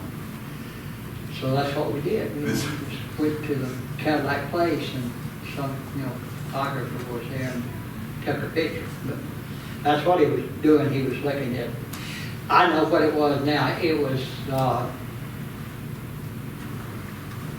he had a Cadillac station wagon. Yeah. And that's what it was. He wanted to see it. It was a, you know, Cadillac station wagon that they had come out with. And it was ready for him? He wanted to buy one. Yeah. Kept it for a while. So he was just coming back from a show. Yeah. Car was ready, so rather than heading home, let's go straight to the deal. I don't know, I don't know who told him or mentioned it, but you know, that they had come out with a new, you know, Cadillac station wagon. Of course, you know, Elvis, he didn't like to wait for nothing, so. It was right now. Right to, you know. Yeah, that epitomized, I mean, that's a wild picture. I can't imagine like, hey, there's Elvis in the dealership in full garb, man. Yeah, hey, whatever, if he set his mind to something, it didn't make any difference what else. We went out one night, we were spending the night up naked. Almost. You mean now? I know what you're talking about, the duty. Yeah. We went out and we were staying up there in Lisa's room, and of course when we stayed up there in Lisa's room, I would like take something and cover it, because he had to cover the when I was turn the lights off, because I was paranoid. Because he, you know, that thing. No. You think he was spying? But anyway, I forgot what I was going to say. Real quick, while she's thinking about what she's going to say, I did find the video online that Rachel was talking about, and so I put the link on our EFM page just so you guys can click the link and watch it. Awesome. But anyway, we were spending the night, and we had just gone, you know, got ready to go to sleep and everything. We heard this knock on the door. And Billy said, okay. He said, and Elvis said, it's just me. I thought, just me, you know, just me. So we opened the door, and he's standing there, you know, in his pajamas. And there I've got my nightgown on, and Billy, you know. And Linda had hers on. Linda had hers on, and he said, you know, get up. He said, it's too early to go to bed. It was about 3 or 4 in the morning. He said, we got big things to do. And I'm thinking, what? And so he said, I said, well, we got, you know, we'll get dressed. He said, no, that takes too much time. He said, just go with what you got on. He said, we're not going to get out. He said, we're just going to drive around. Yeah, we're just going to drive around. I'm thinking, what if we have a wreck? But we went out, and he had this truck. He called it. He had just bought it. Yeah, he had just bought it. Chevrolet dually. You know, the big double wheels. We got in that truck and drove all the way down to Hernando, or someplace, I'm down in Mississippi, there, you know, there we were all sitting there looking like, you know, here, turned around, drove all the way back, and, that was it. But if we had pulled over or had a flat, or, I mean, what, you know, I always thought that. Pajama party. But we've done that a jillion times. He was talking about, remember he was talking about buying a camper? Uh-huh. One of them. Yeah, because Linda had said, wouldn't it be so much fun if we just, For the you trunk. know, the four of us had a camper and we just go out somewhere and just stay. And he was thinking about He that. wanted to buy a camper and, just, you know, maybe go down to Sardis or somewhere like that and just camp out. And, we talked about that and some other things. Unless it had all the conveniences I could not imagine. That's what I was thinking. It would have been sensible to see. At that time, I was thinking, oh, yes. Yeah, right. Rubbing sticks together. You know, he bought everybody, a new Lincoln. But he wouldn't let us drive ours. We had to drive with him. Everybody was gonna go to Nashville. And you know how hard it is to get a Lincoln Continental to get to you and not be able to drive it? Boy, we were dying. Yeah, I think Ricky was driving. Ricky was gonna drive ours, and, because I remember he said a Coke, I thought, oh, he's got a Coke can. So Linda rolled the window down and said, Ricky, get the Coke can off the top of their car, they don't want it. But he said, we're all gonna go to Nashville, we're gonna surprise Lamar. So everybody got in their cars and we got down across the street, everybody got gassed up, and he got back to the car and he said, well, that's it. He said, I'm changing. So we drove back. We drove back up the hill, and that was our trip. And you were fully dressed that time.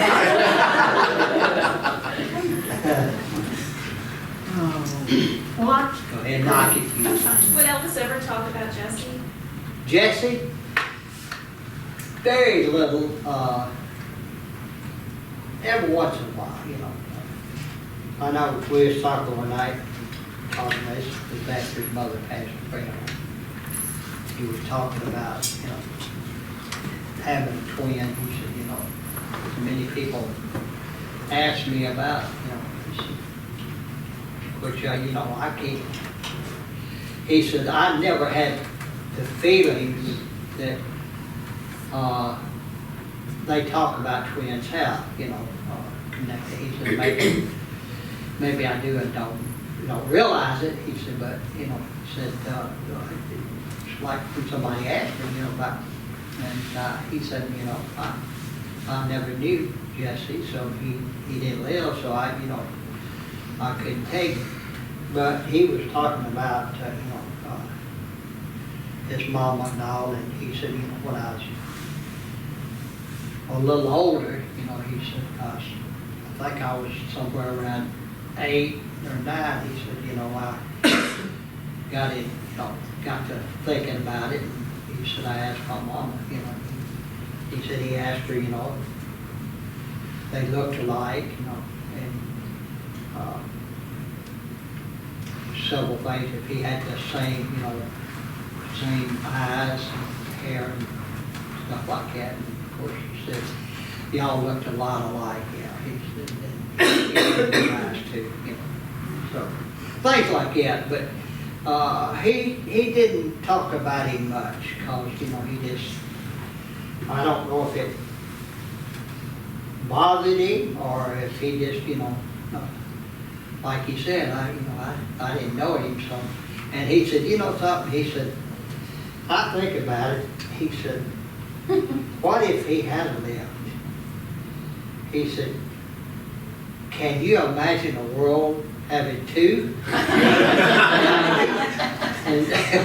I said, no. I said, one's enough. He said, oh, shut up. But, yeah, once, maybe over the years, I think we might have talked about Jesse maybe twice. And outside of that, you know. But he just, like I say, people would ask him, And a lot of people like to, like in movies and things, make it look like he was in the shadow or, you know, and that he was really depressed about it and all that. And I even saw the other night, I just laughed. It was we were watching some at home, and they were saying about Elvis and his twin brother, and that Elvis was born first, and that the last one was born stillborn. And that's not true. Elvis was born last. Yeah. You know, the stillborn, Jessie was born first. And because she was so upset because the baby was dead, and then they realized, the doctor they didn't know she was having twins, and they realized that she had another baby, and you know, that's one reason she was so protective. She could never have any more. So. But, you know, in a way, it's sad. In another way, it was God's gift, you know, to this world. You know, because Elvis was very, very unique, as we all know. That's why we're here now, you know, because he just, something about him that just keeps his legacy going. He was so unique, and I think about it nowadays, you know, if he had lived and all that, you know, what might have been. But, it's hard to imagine, you know, because you never knew what Elvis would come up with, or what, would he continue singing, would he, you know, retire? You know, what's his name, Wild Wild West? Robert Conrad, and, you know. He was actually at Graceland one night. We met the Beatles, and, you know, just, we were, you know, fortunate to be able to do all that, but only because of Elvis. Before I met Joe, we went to the, Very careful. Real careful. Real careful. relative folks out there. Before we got married, in '57, we went to Nashville and seen the Colonel, you know, on some business with him. Then we went to the Grand Ole Opry, and while we were there, you know, a lot of the stars, I met Johnny Cash, Vernon, and a couple of the others. So, you know, I got to know some of them. But Fair and Young even came to Graceland, didn't he? Yeah. he actually, I don't know if anybody's seen that picture. It's out. The saddle. Elvis on black horse. And he's got this saddle, and it's got all this silver studding around it and all. Well, that saddle and bridle and chest plate and all, Fair and Young had that made for Elvis. And he brought it to Memphis, you know, to give Elvis. And, I thought that was, you know, quite something back then. You know. But I met a few of them. Chance to meet. And at that age, you know, it's just kind of, you know, all of it, you know, be at the Grand Ole Opry and get to, you know, get to meet him, and you even got to meet the governor. And he wanted Elvis to come to a party he was having, and we went to the, you know, I think there's a picture. house, government and all. And, he had this group called the Prisoneers. They wrote Walking in the Rain and a couple other songs, and he wanted Elvis to hear them. Actually, he even brought them to Sun Records, you know, to record and all. And got a chance to meet him. But anyway, went there, and, all along about 1 o'clock, I fell asleep. So, governor's wife said, take him, upstairs and put him in the bedroom.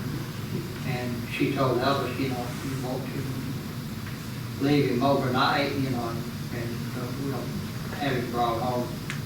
And Elvis said, no, I'll wake him up, take him back with me.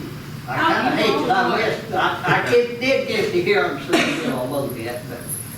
You were only like, what? 14, yeah, I was, I got tired really quick,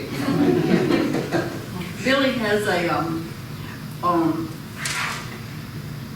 album of the stars and co-stars and a lot of people that were filming at the same time as Elvis was at the studios, and autographed pictures from, everybody. I know one of them he has from Steve McQueen that he met, and Bill Bixby, the Hulk, just, people that have passed away now that we still have, Debbie Reynolds and Barbara Stanwyck. Did he ever meet Marilyn Monroe?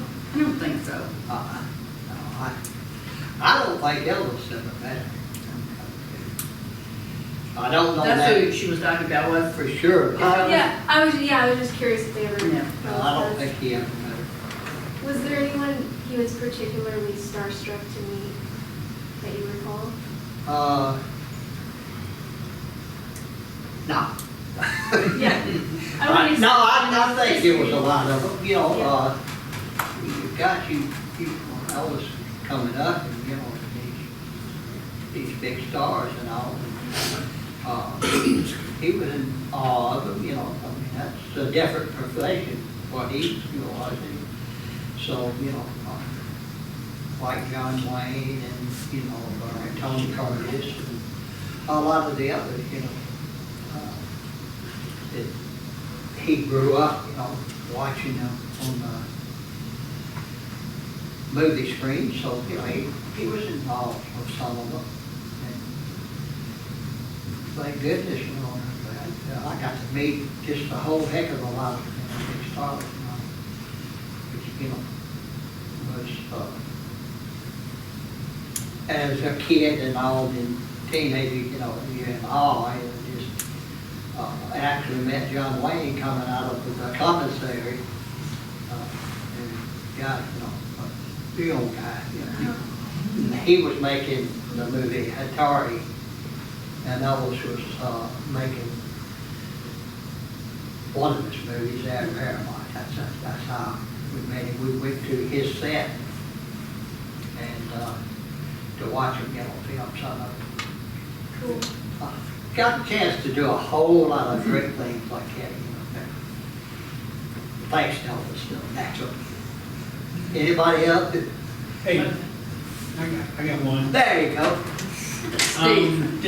Did Scotty, did he ever talk about, after sort of Colonel drove a wedge between him and Scotty and Bill and DJ, they started sort of moving away. Did he ever talk about Scotty and Bill and DJ? I know that. Yeah, he always, he cared about those guys, he really did. That was a, touchy situation. Actually, when Elvis first started, the first contract he had was with Scotty, and pretty much they were splitting, the money that they made just, 3 ways. And, of course, after Elvis went to Hollywood and all that, they were in the movies and all, and, playing the backup in the movies and all. And then they got, to a point where, they were figuring they wanted more money, and wanted to, do a contract like with Elvis and the Colonel and all, and where they'd get a percentage and Colonel would have that, so they kind of broke off from there on. That's how that happened.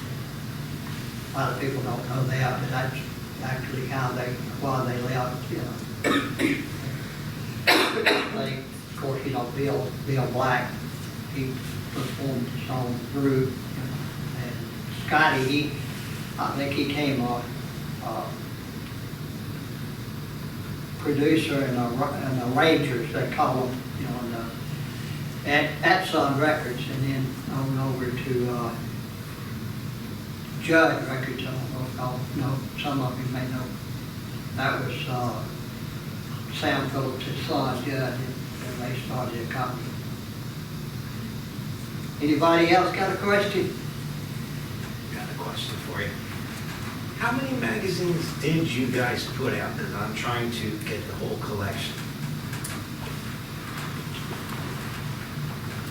What was it, like was it 2 years? About 2 years, and we put out one a month. But I think it, Well, how about We had- volume 3, wouldn't that be the 3rd year? what's it? Volume 3? Volume Maybe 3? so, yeah, I don't remember. It's 1, been 2, so long. 3, so I was thinking 3 years, but now. No, Maybe. I did, Might have gone. like we got, you know, volume Start 1, of the year. volume 2, volume 3, so on, I get. But I think it lasted about a year and a half, or maybe a little bit longer. I can't, believe it or not, I can't remember exactly how many we put out. I'd have to count them. I got a whole, you know, book of my own, you know. Just a set and a count binder that we have for. count the issues, but I run off the top of my head. I don't remember exactly how many we did. And we had, we did one with, Dick Grove, and I don't think, was Charlie in that too? Or was it just you and Dick that did the last vacation? Oh, no, that was just me and Dick. Yeah. The last No, vacation. well, he's talking about Elvis, the I record, know. actually, right? That's the record, Yeah. All right. I know Elvis pretty much was decisive about like some of the women when they were done or done, but with Linda being 4.5 years, when that transition happened in his private time with you guys being his closest friends, did he ever discuss anything? Like that was a big change when she left.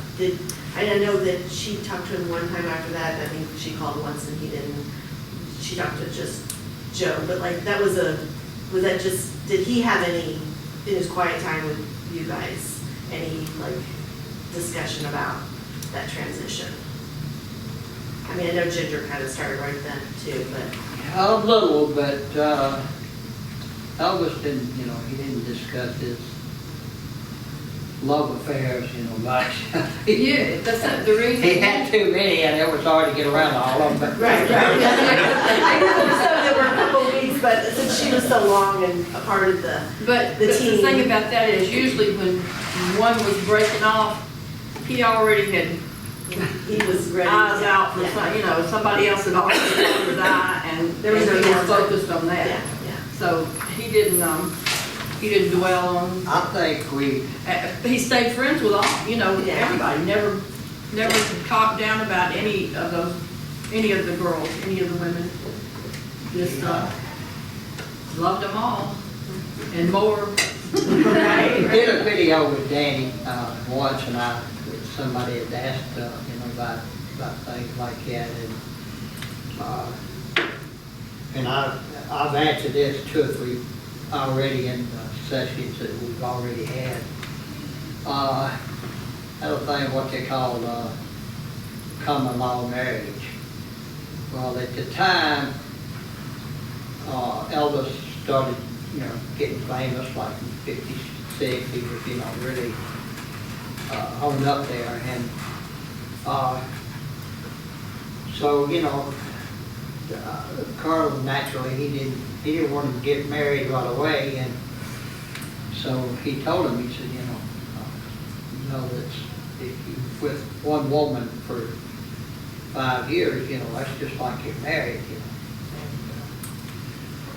So I don't know, like I said, I don't know if they ever changed that law or not. I couldn't tell you. I know in California it was 7 years. But, yeah. Tennessee does not recognize common law marriage. I'm sorry? Tennessee does not recognize. Not anymore. They don't recognize. Hasn't in years. Really? My brother's a funeral director, and he's went through there with many of people coming in thinking they're the common law wife. And I didn't know Well, that. Now we know him. That was his, That's good. you know, that was his way, after it got killed for 5 years. You know. In the doghouse. That's the way it was, except, you know, like I had said. And that was like with Anita, she was there almost 5 years. Almost 5 years. Linda was there almost 5 years. You know, the ones that he was really, really close to. And then, like we said, Priscilla was so young, you know, and she wasn't that young when she came over. She was not 13 or 14. She was, you know, senior in high school. But her parents kind of put a, you know, pressure, and the colonel. Yeah. So that's, because I don't think he would have ever been married.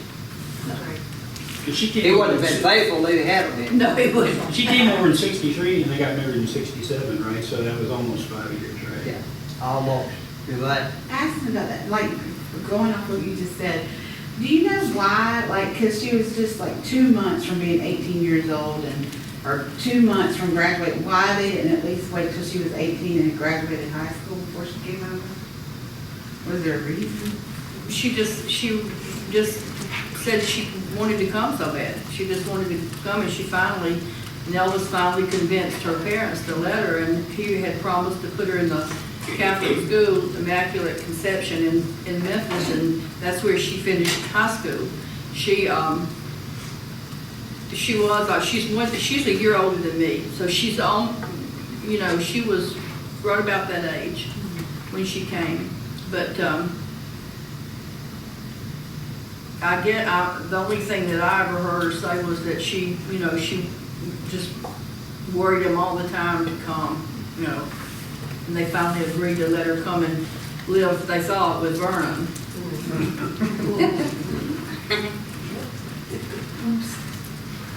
Anybody else got a question that said like that? So besides Graceland, did Elvis, and you both, I would love to know your opinion, did he have a favorite home? And which one was it and why? Or how did he feel about his other homes? Was there a particular one? Well, his favorite home Was Graceland. Was Graceland, but he liked the Audubon house, you know, on Audubon Drive. And he liked it. He really did. And gosh, he, you know, was making improvements to it, having a swimming pool put in, and you know, different things around there, the little vents and all, because the fans, you know, were gathering quite heavily at that time, and that's why he had that fence put around there, was, you know, to try to, you know,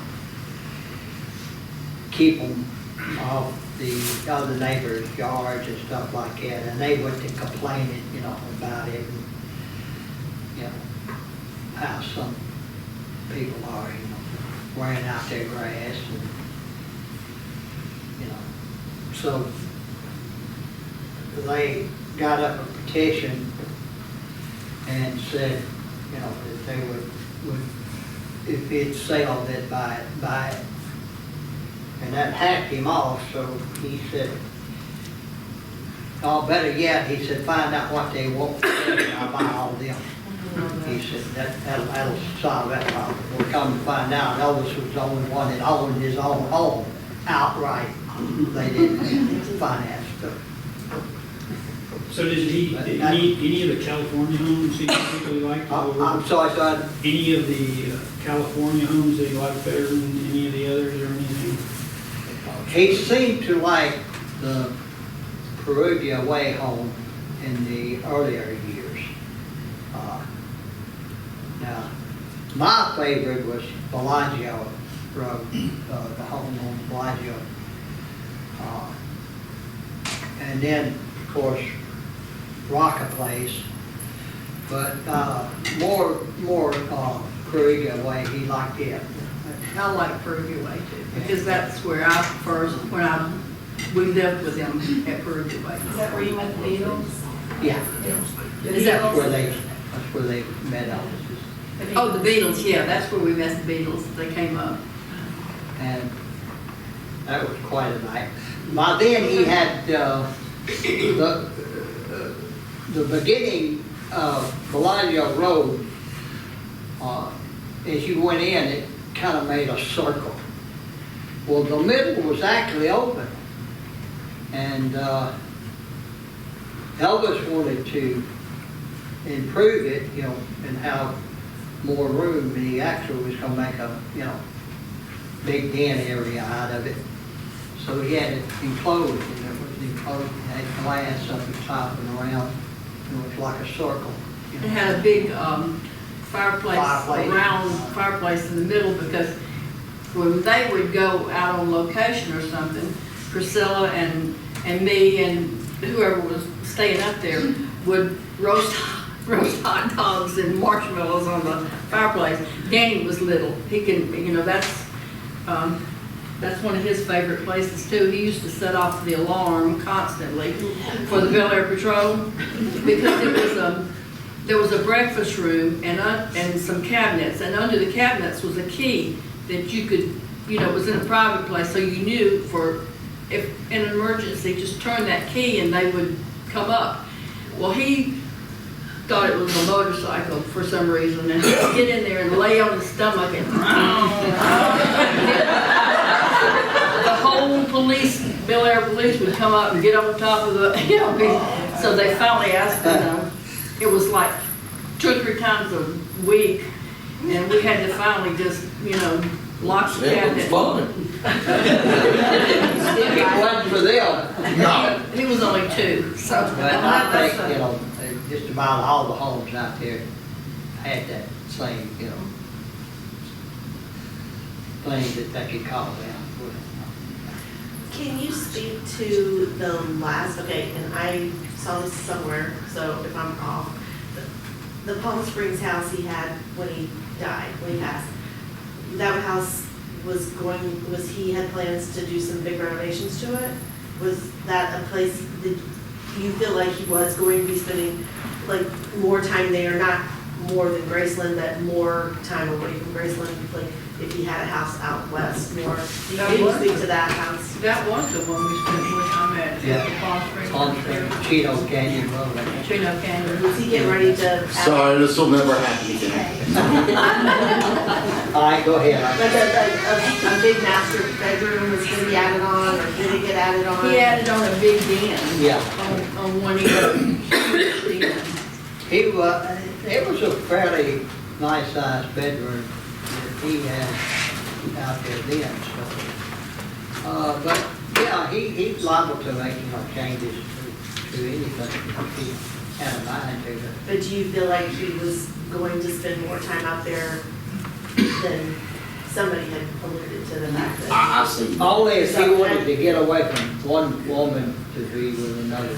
Well, what she, I think, and the way I understood it too, what she's talking about, and I've seen and heard it, is that there was, the way they made it, that he was gonna actually spend as much time in Palm Springs as he was at Graceland. And This was someone's opinion and. yes, yeah, but I And that's why I wanted to. when you started the second half, I knew You saw the video. Yeah, I see. Someone was into saying that he was trying to get away from the book, the problem, you know, him being Right. stressed about the book and him spending more time away from Memphis, and that was gonna be his new home away. No. But anyway, that was, okay, that's what I wanted He to. would have never got with a Graceland. No, I knew he wouldn't get rid of it, but they alluded that he would be spending a lot of time out there. But he had, you know, like. Graceland was his comfort zone. I mean, to me, that's what I thought. And he had a whole upstairs. If he didn't want to see anybody, he didn't. And he wasn't that crazy about Palm Springs. He would go out there for reasons. He liked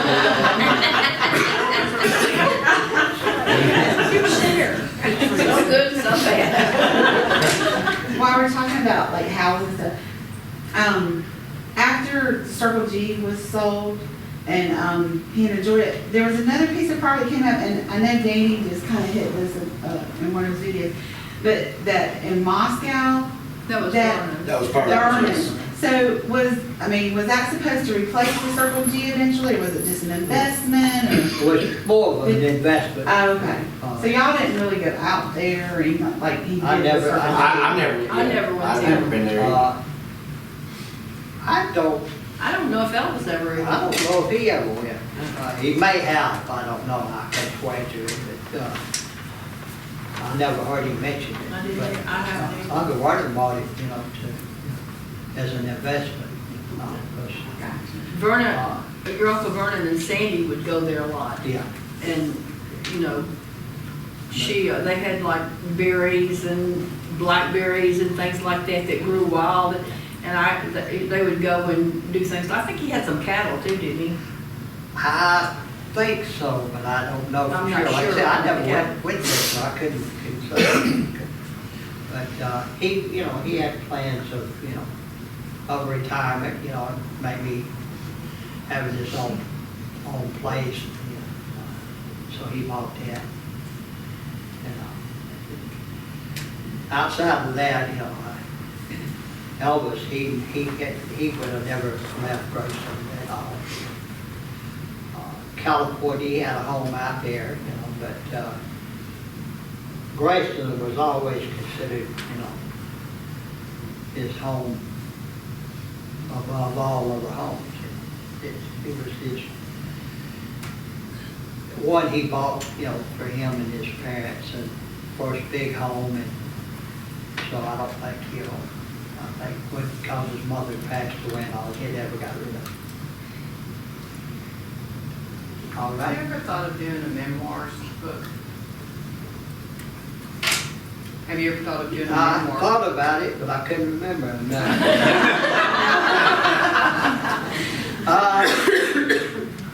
I've been asked that.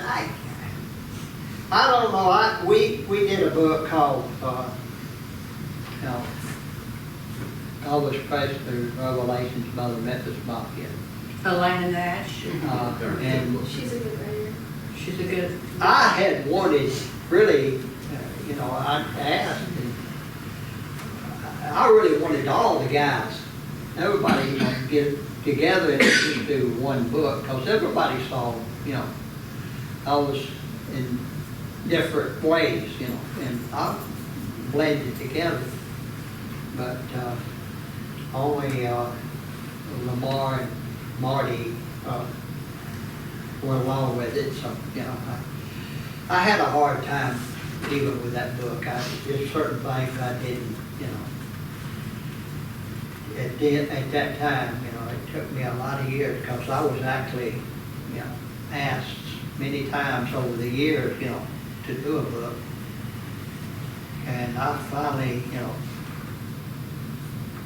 decided, well, I'm going to do one, might as well do it, and that was in the 90s, and I had to do a whole lot of soul searching. I did, I finally, I decided I would not just, I wasn't worried about what other people told, just what I told, and hopefully, people would read the book and see, like I said, that we didn't see Elvis, all of us didn't see him the same way, so. And you could tell that in the book, because they would, one would say something and Billy would say, that's not the way that, and then the other would say, well, we did so, that's the way I saw it. And it's all through the book like that, so. I was thinking like a That's book like like y'all's covered, life, have somebody like say of it. y'all's life. Oh, of our life? Yeah, like a memoirs of y'all's life, like, just y'all's life together, because I mean, y'all been married for a long time. Well, we never thought that we were that interesting. This might say other. Make it a how-to book. Yeah. I just wanted to follow up on the question about the Memphis Mafia book. And I don't think you should feel any, whatever you feel, if there is any remorse or guilt, or if you felt that way in the past. Because I think without you knowing him so well, and without you writing those details, so many things could have been made up. And I think those details, even though some may seem personal or whatever one wants to say about those, I think it's so important because it humanizes Elvis. And if you really love Elvis, it never diminishes my opinion of him when I hear those true details because it makes him an absolute human being.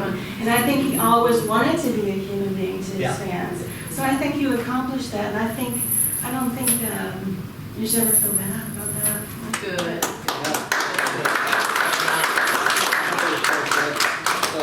I think you're like I say, it's hard to tell, certain things and certain things that, Will never be. would never. Yeah. And it's just that simple.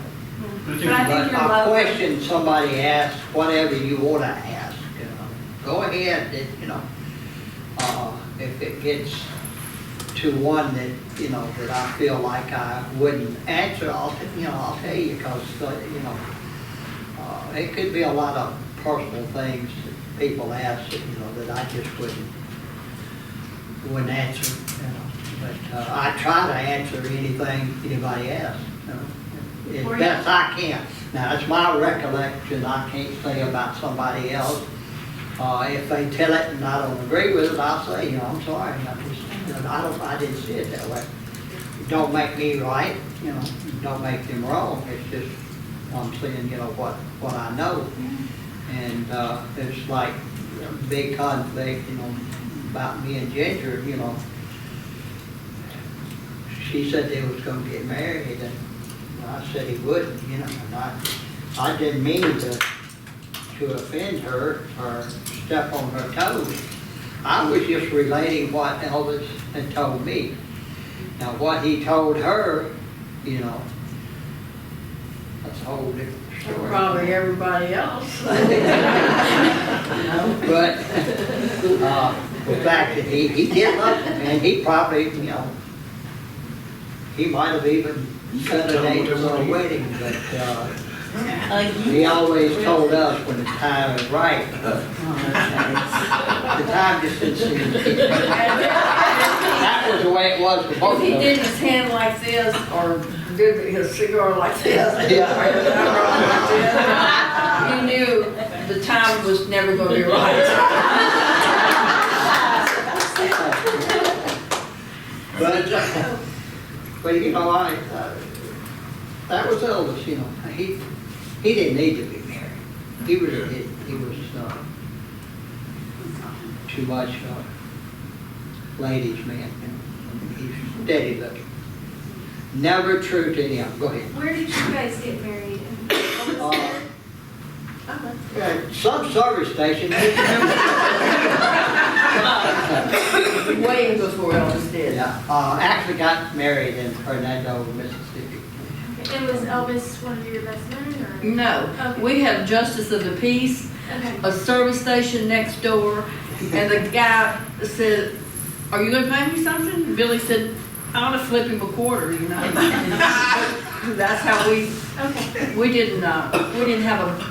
didn't want a big wedding. I didn't, and he didn't, and we were poor, we couldn't afford all that stuff.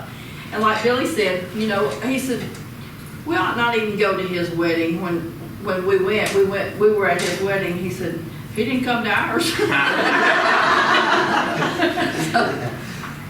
Of course, that wasn't gonna happen. We were gonna go to the wedding,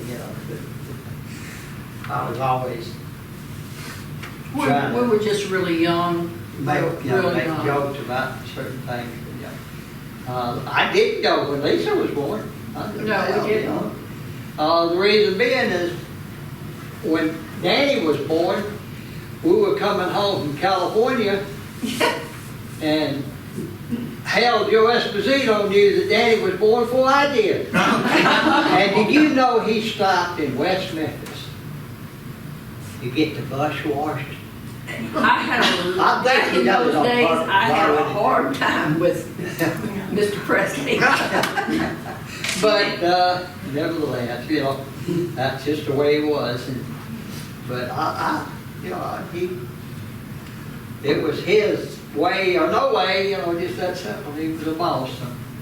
But we had a lot of fun too. There was some bad time to get that. To make up for that, he decided he would name Danny for us. Yeah. So he named him Danny Mac. And y'all know where you got that from? King Creole. Danny Fisher. It was He supposed to always loved the be, name Danny. the title was supposed to be a stone for Danny Fisher. And then they renamed it to King Creole. So really, he That was named her name. Danielle also. Danielle. Yeah, I mean, Elvis really, and He did. He loved the name Danny. Yeah. So could you restate that? You, when you had Danny, you were on the bus on the way back? Yeah, we would, almost home, you know, like I say, we're in West Memphis, which is probably Across, if you knew where the Baptist hospital. 20, maybe 25 miles. And Joe had called home to check in and found out, and Yeah. and you guys still had to stop and get the bus. I didn't, and Joe said, well, have you talked to your wife? I said, no. He said, well, you got a mouse and a baby boy. I said, what? He said, yes. Were you early? Already gave birth. Did he come early? No. No, he, Wasn't because I didn't want to. I got stuff to do. I was ready, boy. Believe me, he was. He hadn't let up since. well, I got to the hospital, never had any kind of pain. I got to the hospital, I figured my mother, my sister, and my grandmother, and I figured, well, they'll just, send me back home. He was born 3 hours after I got there. And then they didn't get home, that was in the morning, and then they got home that night. So, Interesting. he did a lot. He would aggravate a lot. That was his way. He just, like I said, in the later years, was very, very close to him. In the early years, loved him to death, but hated him too. I mean, if you can understand what I'm saying, it was like a battle, And not only me, but for Patsy Lacker, because he did not allow any wives. Now, they would take girlfriends, but no wives could go on the. Let me get that. Daddy took a girlfriend? Is that what you're saying? Daddy took?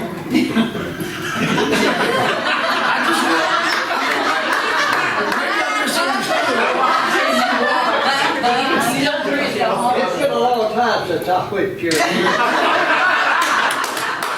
Don't know that I can do it now, but I'm willing to try. But there was a lot of things, and after a while, Elvis changed. He changed, and he just, I don't know. Really thought I was his best buddy when, before he died, and before the last several years that we moved to Graceland. But when we moved up there, you just had to know how he was. When we moved up there, I said, there's only one thing that I want, and it's for you not to try to persuade Billy to take off. So promise, bring me the Bible. I'll swear on the Bible I won't do it. And he did. And he said, I just want y'all here because I want Billy close to me, and I want y'all here. And he said, kids can have the run of the whole place, whatever. And they did. They took advantage of that, the swimming pool and everything. He said, I just want him to be here when I'm home and be here, and so that I'll have him. And I said, okay. And that was the only thing I asked. Very next day, he called out, we're going to fly up to Nashville, Billy. Billy said, wait a minute. Boy, that's what I say, he would promise you, oh yeah, I promise you. Same way with his women, yeah. Yeah. Complete 180-degree turn. And then Billy had told him we're not going, I don't think we're going to tour. I'm not going to tour. And so he said, Joe really doesn't, we got the kids and everything. He started it on me. And I'm like, you know, and so then I said, well, I guess we'll go. And Billy said, I said, well, you know, he could talk you into anything. I mean, he He did. threw the charm out there and boy, he was ready. Yeah. He called, we lived in a trailer at Graceland, and he called me one night. Billy was out there with him, and he called and he said, I've got something I want you to hear, and I want to do this just for you. And I said, okay, you know, great. And he sang, he had Charlie hold the phone for him, and he sang the whole song of Danny Boy. I love that song. You know, I couldn't record it. I wish I could have, but I wouldn't have done that to him. But he sang that whole song, and I said, God, that was beautiful. And he said, you like that? And I said, yes, I did. I said, that was beautiful. He said, well, I was just wondering. He said, I don't feel very good tonight. And I thought, oh, shit. He said, would you mind very much if spend the night out here with me? And I said, okay. But that's just how he was. So he did. So I might be wrong with this, but I heard there might be a good juicy story about Miss Georgia, the plane, and Elvis taking it out to see Priscilla. Does that sound ring a bell? Taking the plane out to, But with Miss Georgia with him. Like the first time he showed her the plane or something like that. Is that not, did I not get that right? I know he had Sheila Ryan with him in Vegas. I don't know that he flew the plane out there Oh, okay. to show Priscilla. I thought you meant. If he did, I wouldn't with him. I thought you were won't say talking about when he didn't, went I out to see the plane as it was being decorated and. Kind of the way I heard it was like he had taken the plane out and he was gonna, I don't know if it was, he was also, I don't think it necessarily was on, this is on purpose, but that he had taken out there and he was showing Priscilla the plane, but he also had Miss Georgia with him, and that it was kind of a aha moment where you're missing or something like that. I never heard that. Can't say it's true at all, Yeah. because, you know, I mean, yeah, it wasn't like I was with him all the time, you know. I mean, so, you know, it's a lot of things he did that, you know, that I don't know about, you know. I know about them, but, you know, I wasn't with him. Yeah. I'm sure if it was getting juicy, you would know. Hey, you got a Lamar story? Huh? You got a Lamar story since he was there forever, so with Yeah. along with you guys, I mean, I just kind of. Lamar, he said Lamar, didn't he? Huh? Yeah, he said Yeah. that. Lamar was the biggest drama person that you would ever want to meet. Yeah. Go ahead. No, he was just funny. I Lamar could just make a sentence, and it would be hysterical. I mean, just his everyday lingo was just, you know, you couldn't help but laugh. It just. He was a funny person, I know, and seemed like everything he tried turned to, you know. I remember in '57, when I first met Lamar, he had driven to Graceland after he actually came and stayed at the YMCA. I think him and Cliff stayed there for, you know, a little while. Of course, he come out to Graceland, and I remember he had a '56 Chevrolet Bel Air, black and white. Stood out, you know, because cars were the thing back in, you know, with teenagers like me, so. He had a new car, but he stayed at the YMCA. There you go. And, of course, it wasn't but just very shortly that, you know, Elvis brought him and he stayed at Graceland. I remember we had gone to the movie. He wanted to go to the movie downtown Memphis, so it was, oh God, it was Alan, me, Lamar, gosh, and I think Tommy Young, and maybe one other girl that Tommy was with, I don't remember her name, but anyway, we had gone to the movie. Well, had to go down this alleyway to get back where the car was and all, and we was walking along there and all, and Lamar said, and people were looking and all that, and Lamar said, I bet they think I'm your bodyguard. And about that time, he tripped and he fell. And I was just looked around at him and said, come on, bodyguard. But, Lamar was funny and very comical. And he could tell, he could convince you, he could tell a story, boy, and, you'd think it was real time he got through. But if a twig fell on him, time he got around to telling it, the whole tree fell on him. That's how he was. Wasn't there a chicken story or something about a chicken with him? I'm sorry? The chickens?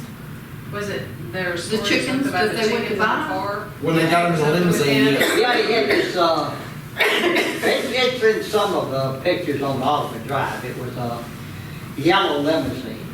One that Elvis had, that band traveled in and all. It was a yellow Cadillac limousine. And, by that time, Elvis already had the 57 Eldorado Cadillac, which was white. He had painted purple. And then he had of course, naturally his mama's car, the pink Cadillac, and he had bought the Lincoln Continental Mark II. And so those were brought to Graceland and all.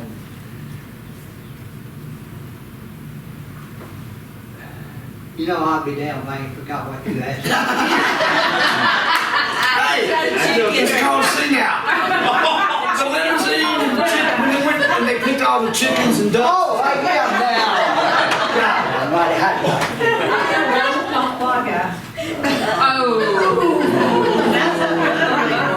That's what you call Sing Out. He said we were senile. I kick her ass, but keep her up.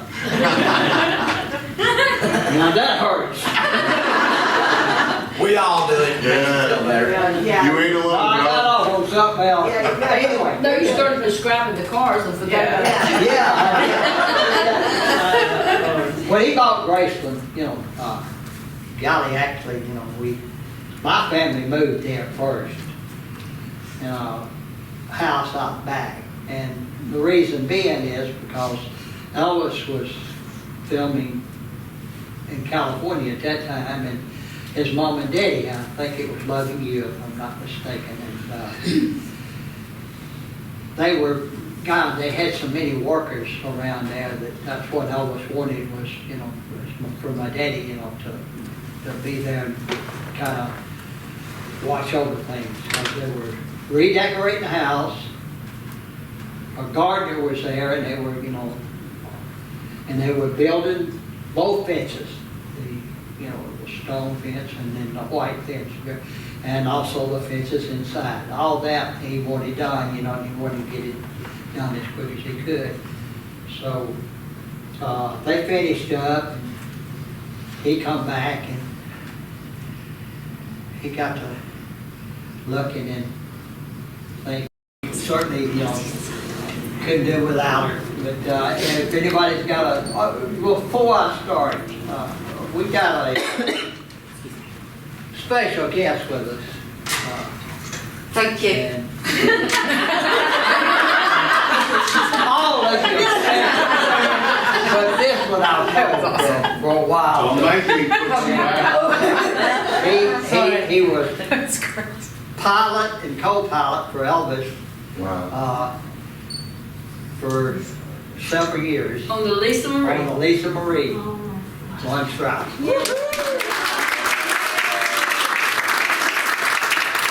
And Sally Odell, who wrote the book,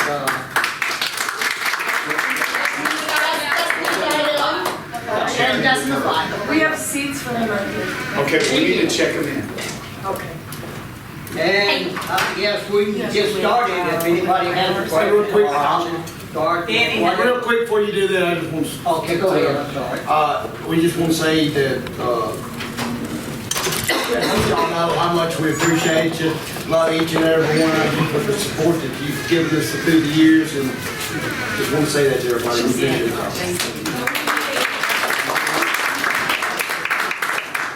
We appreciate you. Does anybody have a question they would like to open up with? Woo, y'all, I think you say, come on, let's get her. I have a burning question. I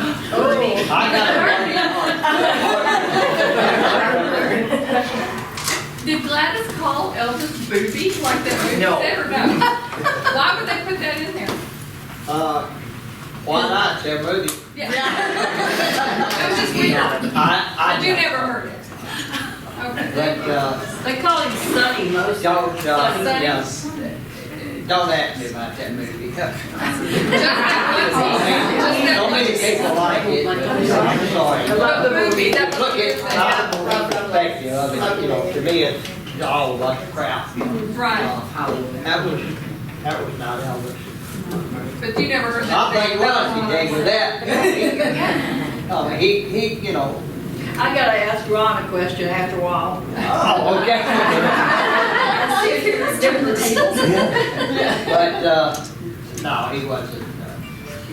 he wasn't anything like the movie, you know. It was so out of character and out of sequence, that, you know.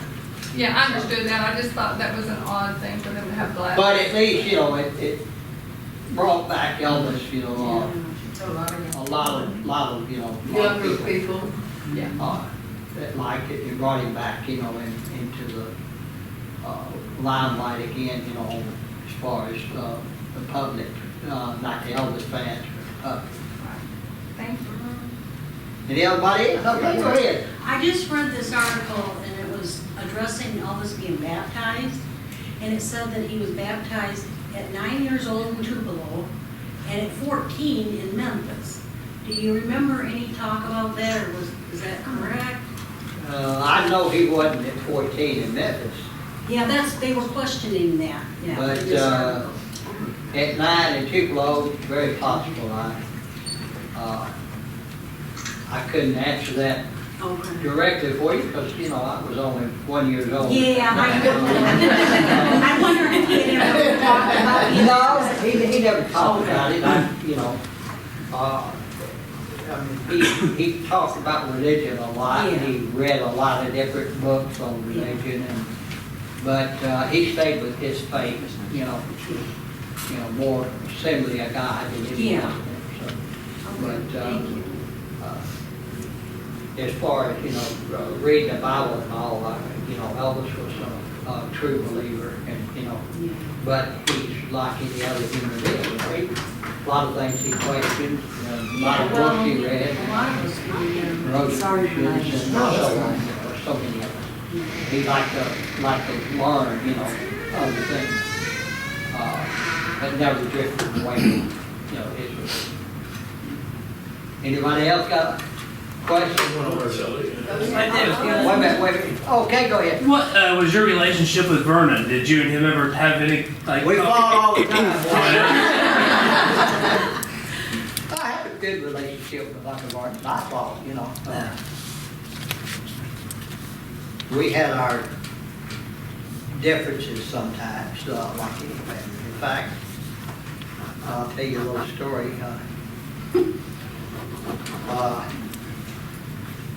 He caused me to quit working for Elvis.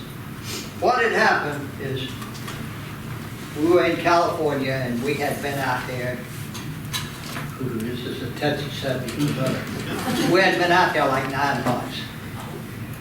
Well, you know, I called a whole lot, you know, Dr. Joe and all. And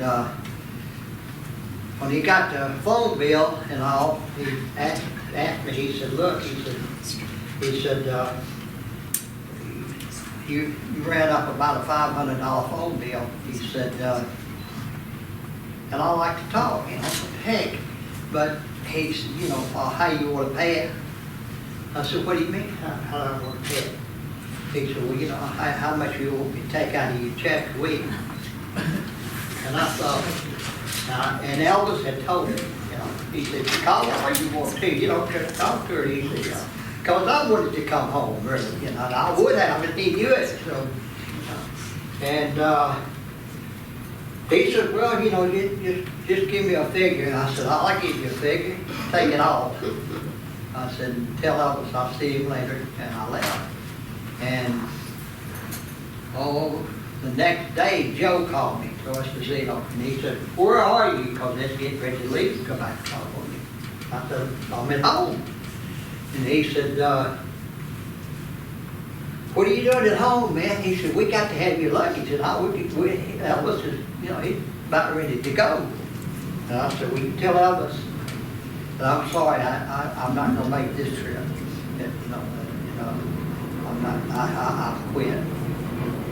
He said, no, man. He said, why? He said, what's going on? I said, you tell Elvis to ask his daddy what it was. And, they said when Joe told him that Elvis tore the kitchen up, you know, he just... The maid told me that he tore the whole dent in the refrigerator. Yeah. So, you know, and I missed that. And the movie that I missed was Kissing Cousins.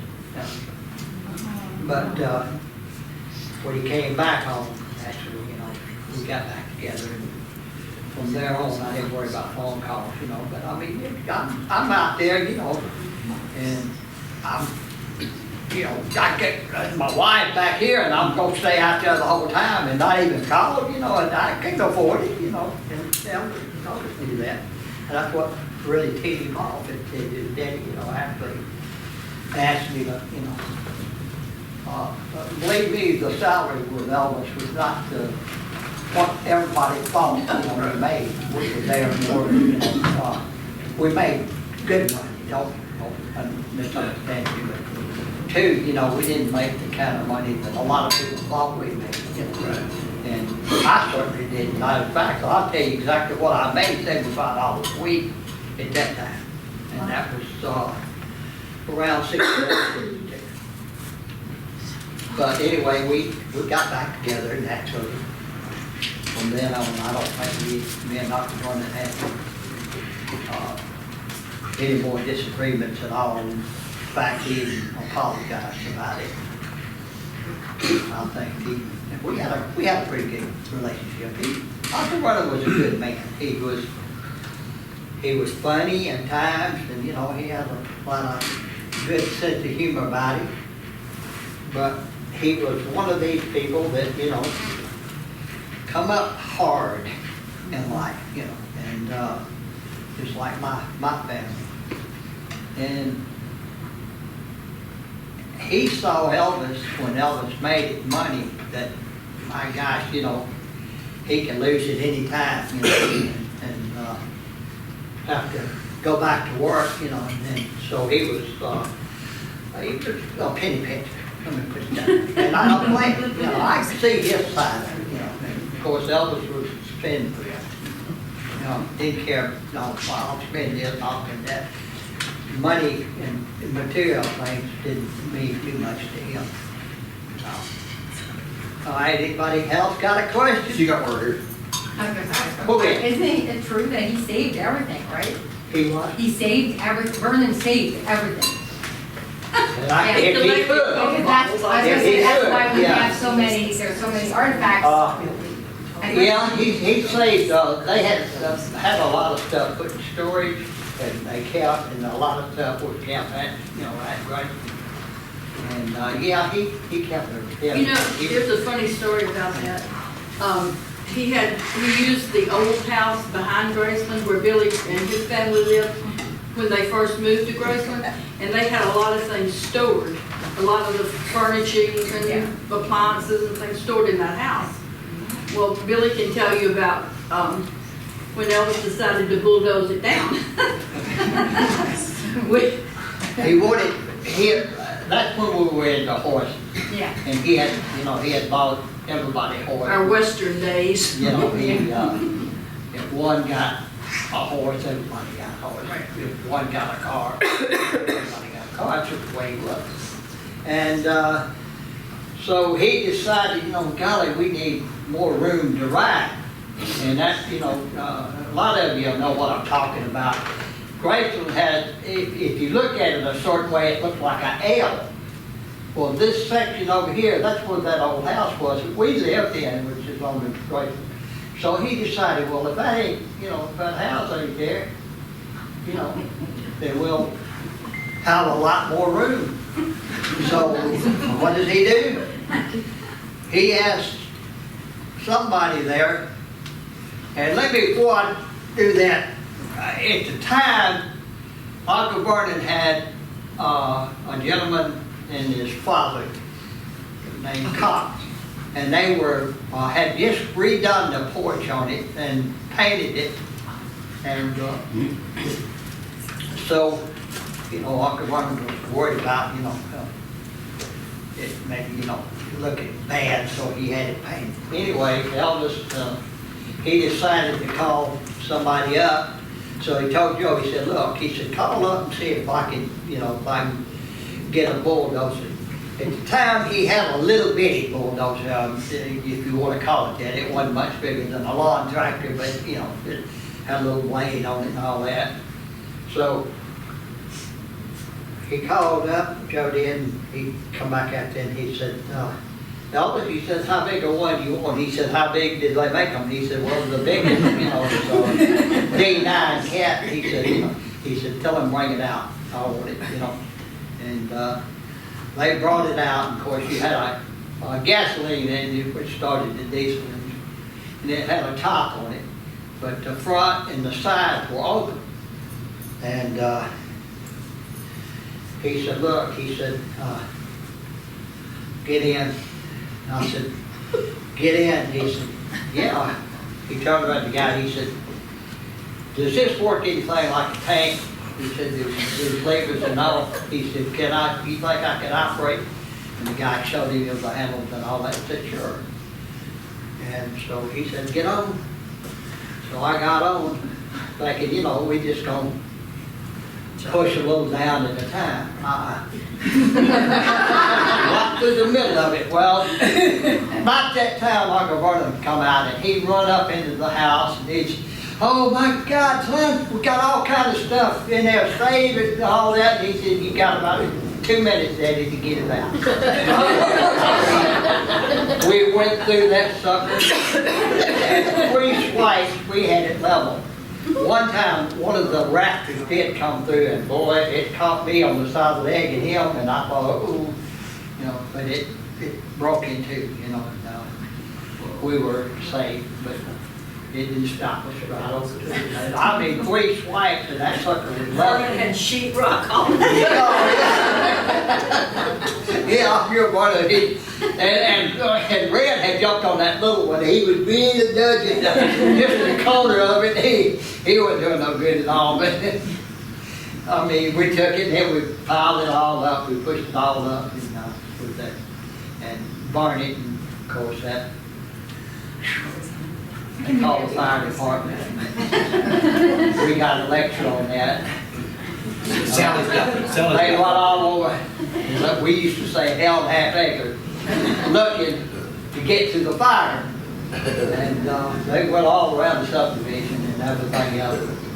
And they finally, realized it was up there, so they come up there. You got to have a permit to tear down and burn.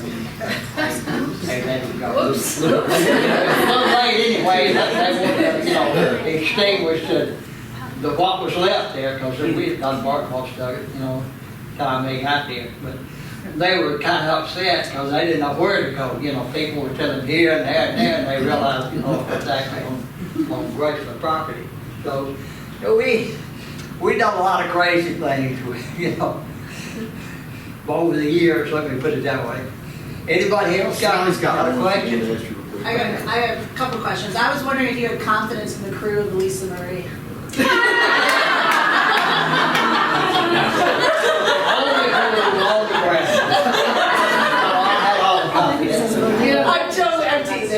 that's funny because I remember when Elvis took us on the plane the first time after he had brought it back to Memphis, they did.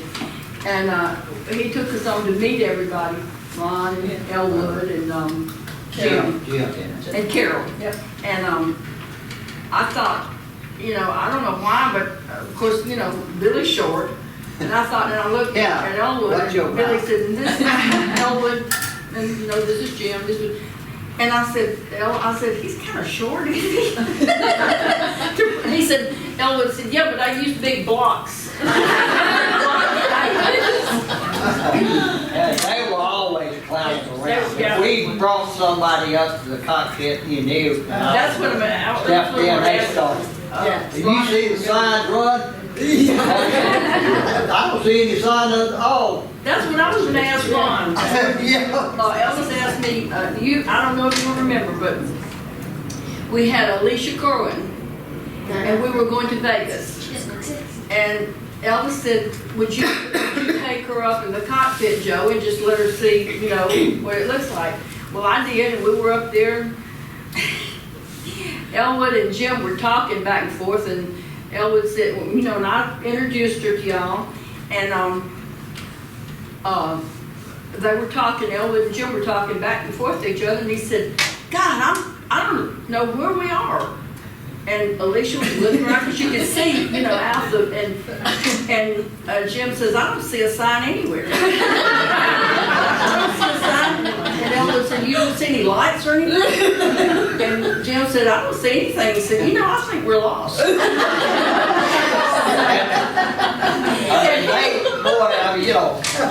you remember that? I don't remember that. You don't remember? But they'd come upside down, and Elwood, he said one time, he said, we're flying upside down, everybody else is flying. That's the reason we can see, all that.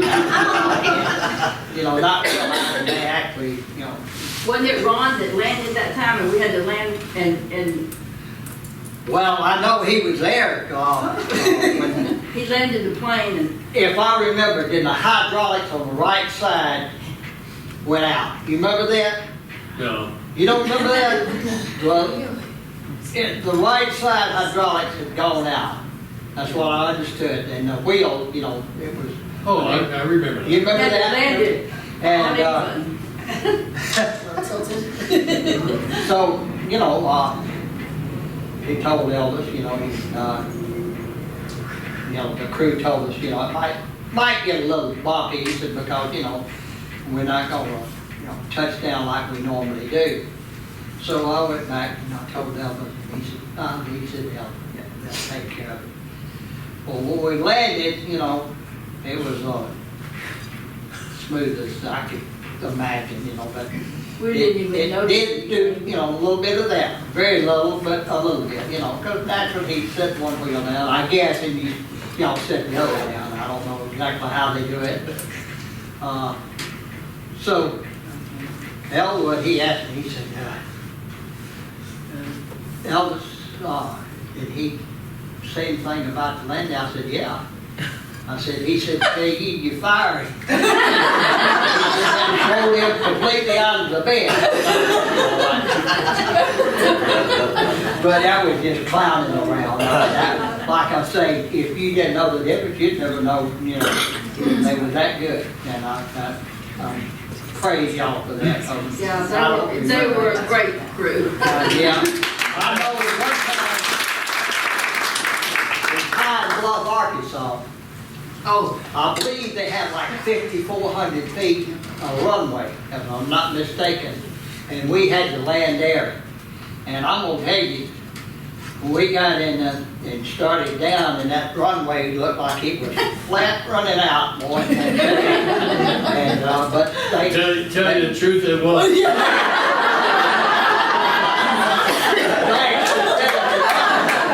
But I was up and I was looking out, I thought, Lord God, ain't no way we're going to stop. Now he tells. I mean, they need a little more room most of the time than that. Over there, Pine Bluff, it was, just a real small airport and all. But they did, I'm telling you, they did a fantastic job of flying Elvis all over the country and all. Elvis praised them constantly. Yeah. Yeah. He said, "Oh, you don't have to worry, you're in good hands." Anybody else got? I also have a real question. So since you were both there really from the very beginning, and you're, accustomed to the original crew of guys always being there, in the last couple of years when the older crew was getting replaced with some younger guys, did that feel like a red flag to you at the time? Or maybe just in hindsight, or maybe not at all? I'm just curious if at the time it felt like things are changing. Is that good or bad? No, if he took a liking to somebody, sometimes, and all he would hire, just spot. He had also gotten rid of, 3 of the guys, right, which was Fred, Sonny, and Dave. And, did you feel like you had to watch out more for him? I'm sorry? Did you feel like you had to watch out for him more with younger people in place who maybe didn't have as much time and experience with him? Yeah, to some degree. That's just a whole history of stuff, I can tell you about all that, but we don't have the time. A lot of things changed. Just cut it short, but still. There was so much change, and you were a part of all that change. Oh, I yeah. just wonder if you knew it at the time, or if it was just life moving forward, Well, yeah, I knew it at the time, but you could see it, Sure, absolutely. And, Elvis himself was actually changing a whole lot during that time. So, Do you Go ahead. think, you just mentioned 3, do you think that Elvis would eventually forgiven them for the book? yeah. If they had never have written the book, it's like everything else. Elvis would have hired them back. They got fired every other day. Yeah, I used to tell everybody it was like, I thought it was, like a everyday occurrence. They got so they didn't pay any attention. Just, They're fired, they just, okay. But you think it would have blown over and he would have gotten over it if he would have, and he would have took them back. But when he found out, they were writing a book, well, he would call Red, and asked him why. Of course, Red, he tape recorded it, a lot of him may have heard it out, but it was a conversation that, didn't go at all the way Elvis wanted it, And I think then he was, reaching out to say, look, you guys, just don't do this and, come back. It was a little late for that. And that totally devastated him, he couldn't believe it. I'd been with him, Red in high school and all that. And they had, they had a close bond, And to think that they would do that to him, that's what got him, I even saw him break down and cry upstairs, and he asked me why, he said, why do you think they would do that? I said, Elvis, I don't know. I said, I'll be honest with you, I don't know. He said, and I had read, several pages that were supposed to going to be in the book.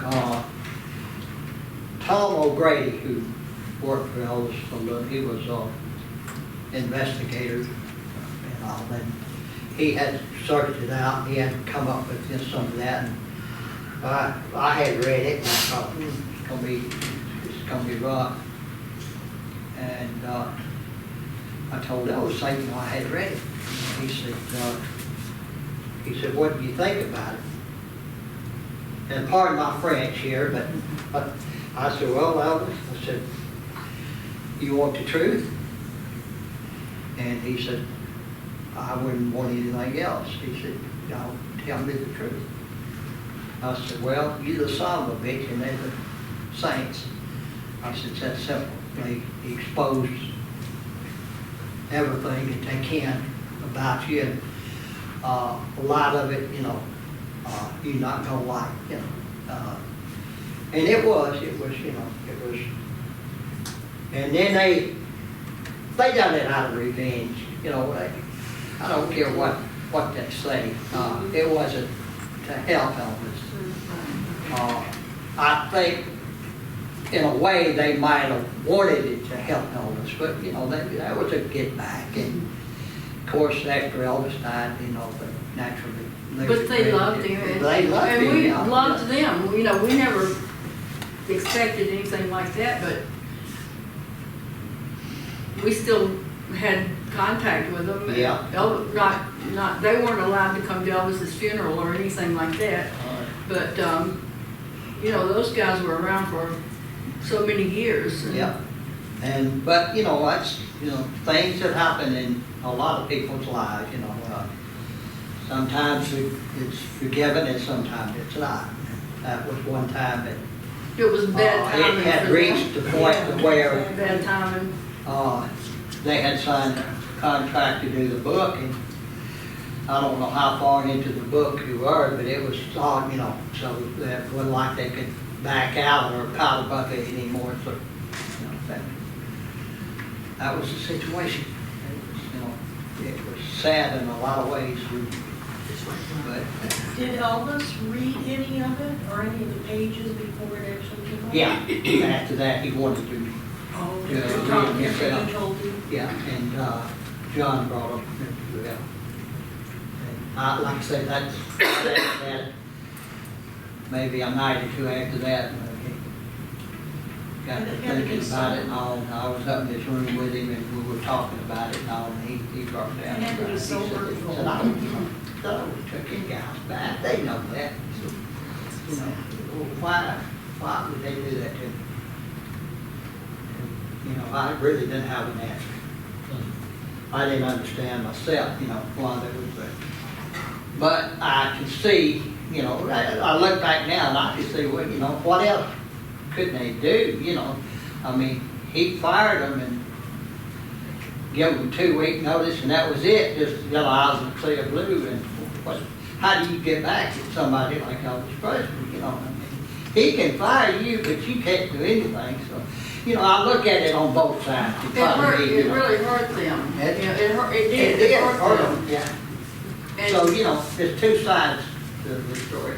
Do you feel like they regretted it? Do I feel like they were pregnant? No. Because you did keep in contact, and obviously you were very good friends. Did they regret it? Did they regret doing it? Yeah. Afterwards, they did. They really regret it. Especially since he passed away. Yeah. And they didn't expect that. Yeah. And that made it even worse for them because, They thought that was going on. I mean, they loved Elvis, all the guys around him, they cared about him, that's why we were there, the pay was not the greatest in the world, despite, what a lot of people think. Fringe benefits were. Oh, yeah, he was, he took care so of everybody. Much. And, he just expected, your loyalty to lie right with him. And by all means, my personal, opinion was I owed him, that loyalty. I would have never broke it. But, that's just a sad thing that happened, and it really got, after Elvis passed away, it really, blew my mind, it really did. Why do you think he was so afraid to be alone? I mean, these guys were always with him. Believe it or not, Elvis, if he wanted to be alone, he would be alone. I mean, that's a kind of a misconception that people have heard and all that. He liked the people around him. He enjoyed it because, it's a conversation, what are you gonna do, sit up in your room, got nobody to talk to, and, you know, all the time in the world to think, and there was just a whole lot of things he didn't want to think about, you know. His family life, you know, stuff like that, but he would be alone. In fact, I remember one time he was upstairs alone by himself for 2 weeks. Didn't even come downstairs. Nobody saw him except the maids bring his food up. So if he wanted to be alone, he would be alone. Yeah. But, you know, most of the time he wanted somebody there, especially a woman, you know, to be with him. And, of course, the guys, you know, he wanted them there, you know. Of course, a lot of that changed in the later years. Well, a lot of them were his bodyguards too. A lot of them were her bodyguards too, Yeah. right? Well, Yeah. that's what they call them, and I think, you know, Yeah. I mean, like I used to tell people, that bodyguards, like you talk about, like Red and Sonny and Dave and those guys, I said, you know, I couldn't guard my own body, much less, you know, Elvis is everybody else's. So, you know, but yeah, they would do anything, you know, to protect you. Right. They both have. Go ahead. Like you were with him, like, you know, up until the end. Was his mindset, like, was he excited about the future? Like, were you thinking, like, he was excited to go on tour, he's getting married? Like, Yeah, was that his true mindset, or do you think? To be honest with you, that morning he told me I was washing his hair, so we had played racquetball, and I was washing his hair, and I was in his bathroom, and we were talking. He said, you know, I'm gonna try to make this the best tour ever. He said, and then I'll work from there. So he was looking forward. Elvis, he didn't want to die, you know. No. He still had, you know, big plans, and at that time, you know, he was bucking the current a whole lot too. You know, he was starting to, you know, wait a minute, push back. And so, you know, but just didn't happen. He wanted to go to, you know, like Europe and tour, you know, all over the world if he could, you know. It just didn't, never, you know, Carl had a way of swinging things around. Like when Elvis really got hot and heavy, about about 72. No. And Carl's way of getting around that was the satellite thing, you know. That was his way. Well, we can't bring them to you, so we'll bring you to them. But Elvis was happy with it for just a little while. And then back he wanted, you know, he never did get a chance to, you know, to do what he really wanted to do, and that was tour, you know, overseas. Anybody else? I'm sorry, go ahead. In your opinion, what was the best or healthiest relationship he was in? I'm sorry? What is your opinion of the best or the healthiest female relationship was he in? Well, ours was pretty good. No, I think all his relationships were, Elvis loved women. But faithful. He just couldn't be faithful, I'm sorry, you know, just, whole time he was with any woman, he was seeing other women outside. And that's ever since began. 10,000 years ago. 10,000 years ago. Not like Anita was his first, you know, Barbara Hearns, he was one, but then Anita came along, and that was his first, you know, big relationship, and whole time he was with her, he was still seeing other women, and I couldn't name them, but Bonnie Martin was one of them, and several others. And Bonnie, the reason I mentioned her is she's told about it anyway. And, there were others, you know, but they were in and out, you know. Sometimes in the front door and out the back, you know. Sometimes waiting at the back. Always, yeah. Linda Thompson was in my opinion. I love her to death. She was good for Elvis, and she was good for everybody around Elvis. She never caused any problems or. She had a great sense of humor. Yeah. You know, Had a She great had a sense of set of legs on her too.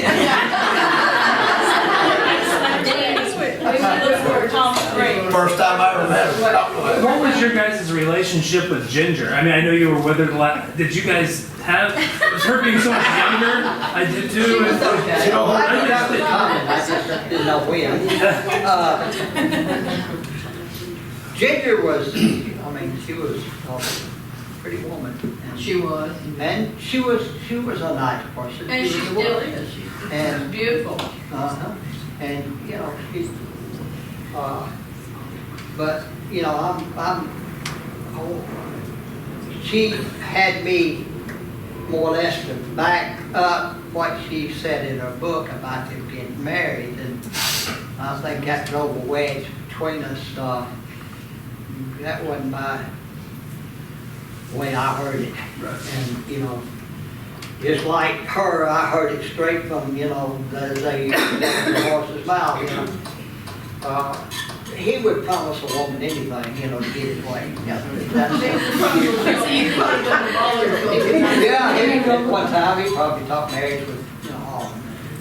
But that was No doubt about that. He was just not, it was no way he could be faithful to one woman. He just was not that way. You know, go ahead, Thompson. So you guys talked about Linda Thompson. I read somewhere on Facebook that she didn't get along very well with Lisa Marie. Is that the opposite? Did she have a good relationship with Lisa Marie? With us? Linda Thompson with Lisa Marie. And Lisa Marie have a good relationship. Oh, yeah. I don't know where she heard that, but God, yes. I thought so. When she was there, yeah, she clung. When Elvis passed away, She called Linda. Linda was the first person, Lisa remembered her phone number and she called Linda. So, I mean, she, Rather than, you know, her mama now. yeah. But, that was Lisa, because she, that was who was around, you know, at that time with Elvis.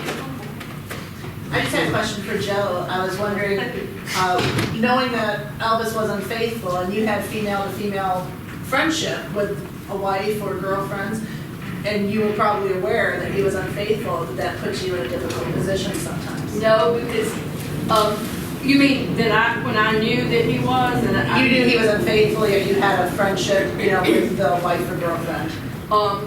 I minded my own business.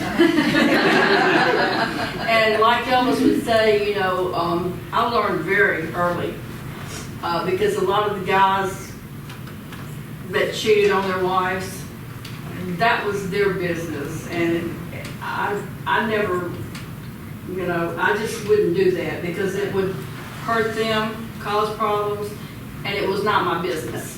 Right. So it didn't put me in any kind of, I loved them and I had my opinions, Yeah, you know. and you were aware at times. Oh, yeah, sure. I was with them a lot of times, you know. But you stayed loyal to Elvis. But, you know. I the said she loyalty stayed was more Elvis. loyal to Elvis. Yeah. Yeah. I That had to be, knew, that had to be hard at times. what? I think that had to be hard for you at times. To. Oh, really hard. Yeah. Yeah. It had its up and But, down. you know, I wasn't a busybody. I didn't, if it didn't Well, that's affect me. debatable. If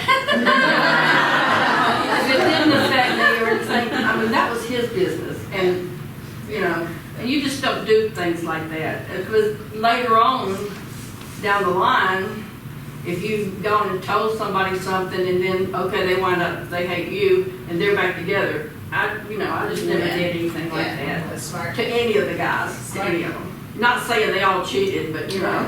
Right. There were some. You know, There were some. like, you know, Do you think that Elvis ever, like, feel really bad that he had hurt one of the ladies because that they knew that he was seeing somebody else? Do you think or it's just the way it was? Like when he would see somebody else, if we Yeah, don't have him. I mean, did he say, I feel so bad that I hurt her because of this? You know what I mean, that he wasn't faithful? No, I don't remember him ever saying.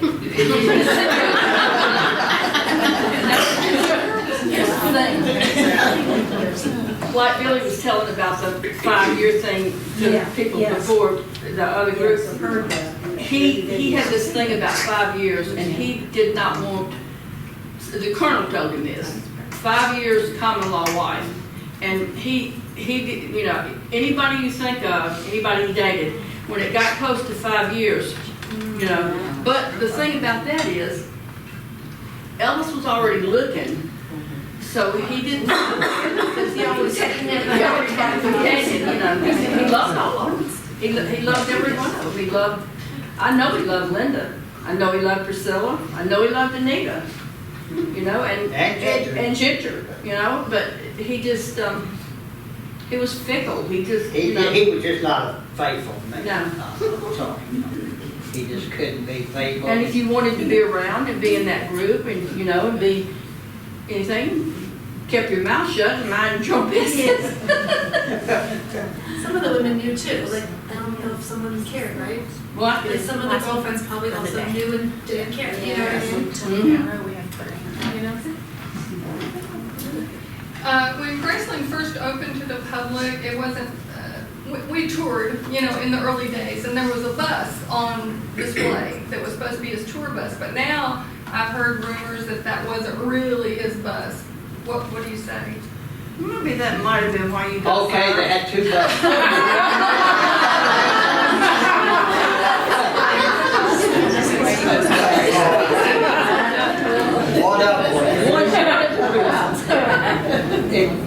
That's one of the reasons that, you know, I was fired from Graceland. They had 2 buses.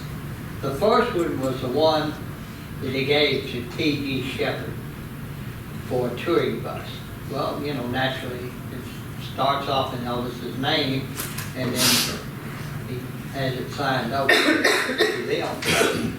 And they had got that bus, and they were telling it was Elvis's. And, you know, I mean, I'm there, I know the difference, not to brag, but, you know, it wasn't, and I knew it wasn't. So, you know, they asked me, you know, something about something like that, and I, you know, straight out tell them, you know, I'm sorry, that wasn't it, you know. The second one they had up there, it wasn't either. First of all, he had a metal plate put in the back of the bus. And the reason being is because the engine was back there and it was noisy. So he wanted it soundproof. The bathroom was totally on the other side, opposite from where, you know. And so I couldn't say that either. You know, I just wouldn't do it. You know, it wasn't.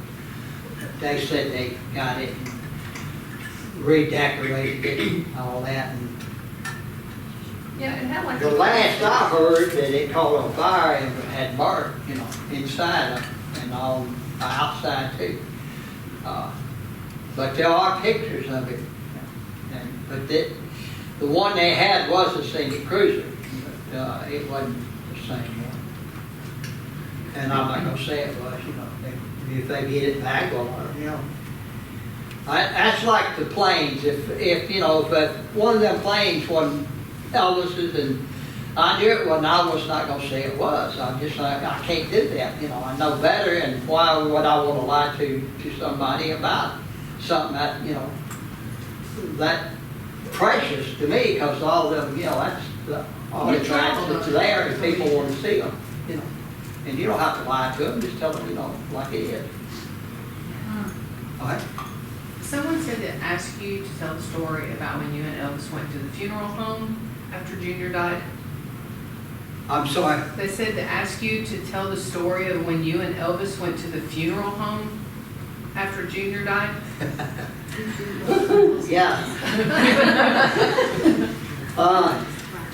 Actually, he died at your house. I don't know. I think Elvis was, God, I mean, certain things just fascinated him, and I don't think Elvis really understood, you know, death that much. So when Junior died, we went to Memphis, you know, and everybody knows what's out up on Union in Memphis there, and, we go in, and, there's one little light on, you know, down the hall, and of course, this guy come out, and, he said, what do they call him? The coroner, or whoever in mom's, he was working section in the back. And this guy, what his job was, he went around and checked, each, you know, stateroom, I guess is what you call it, you know. The reason being, you know, to make sure maybe their eyes hadn't popped open or these arms hadn't moved, stuff like that. That was his job, to check it all. Well, it wasn't my most pleasant experience, you know. I mean, anyway, we got back out where the guy was, you know, doing the autopsies and not the autopsies, but the embalming got them and all. And I backed up to one of the gurneys, you know,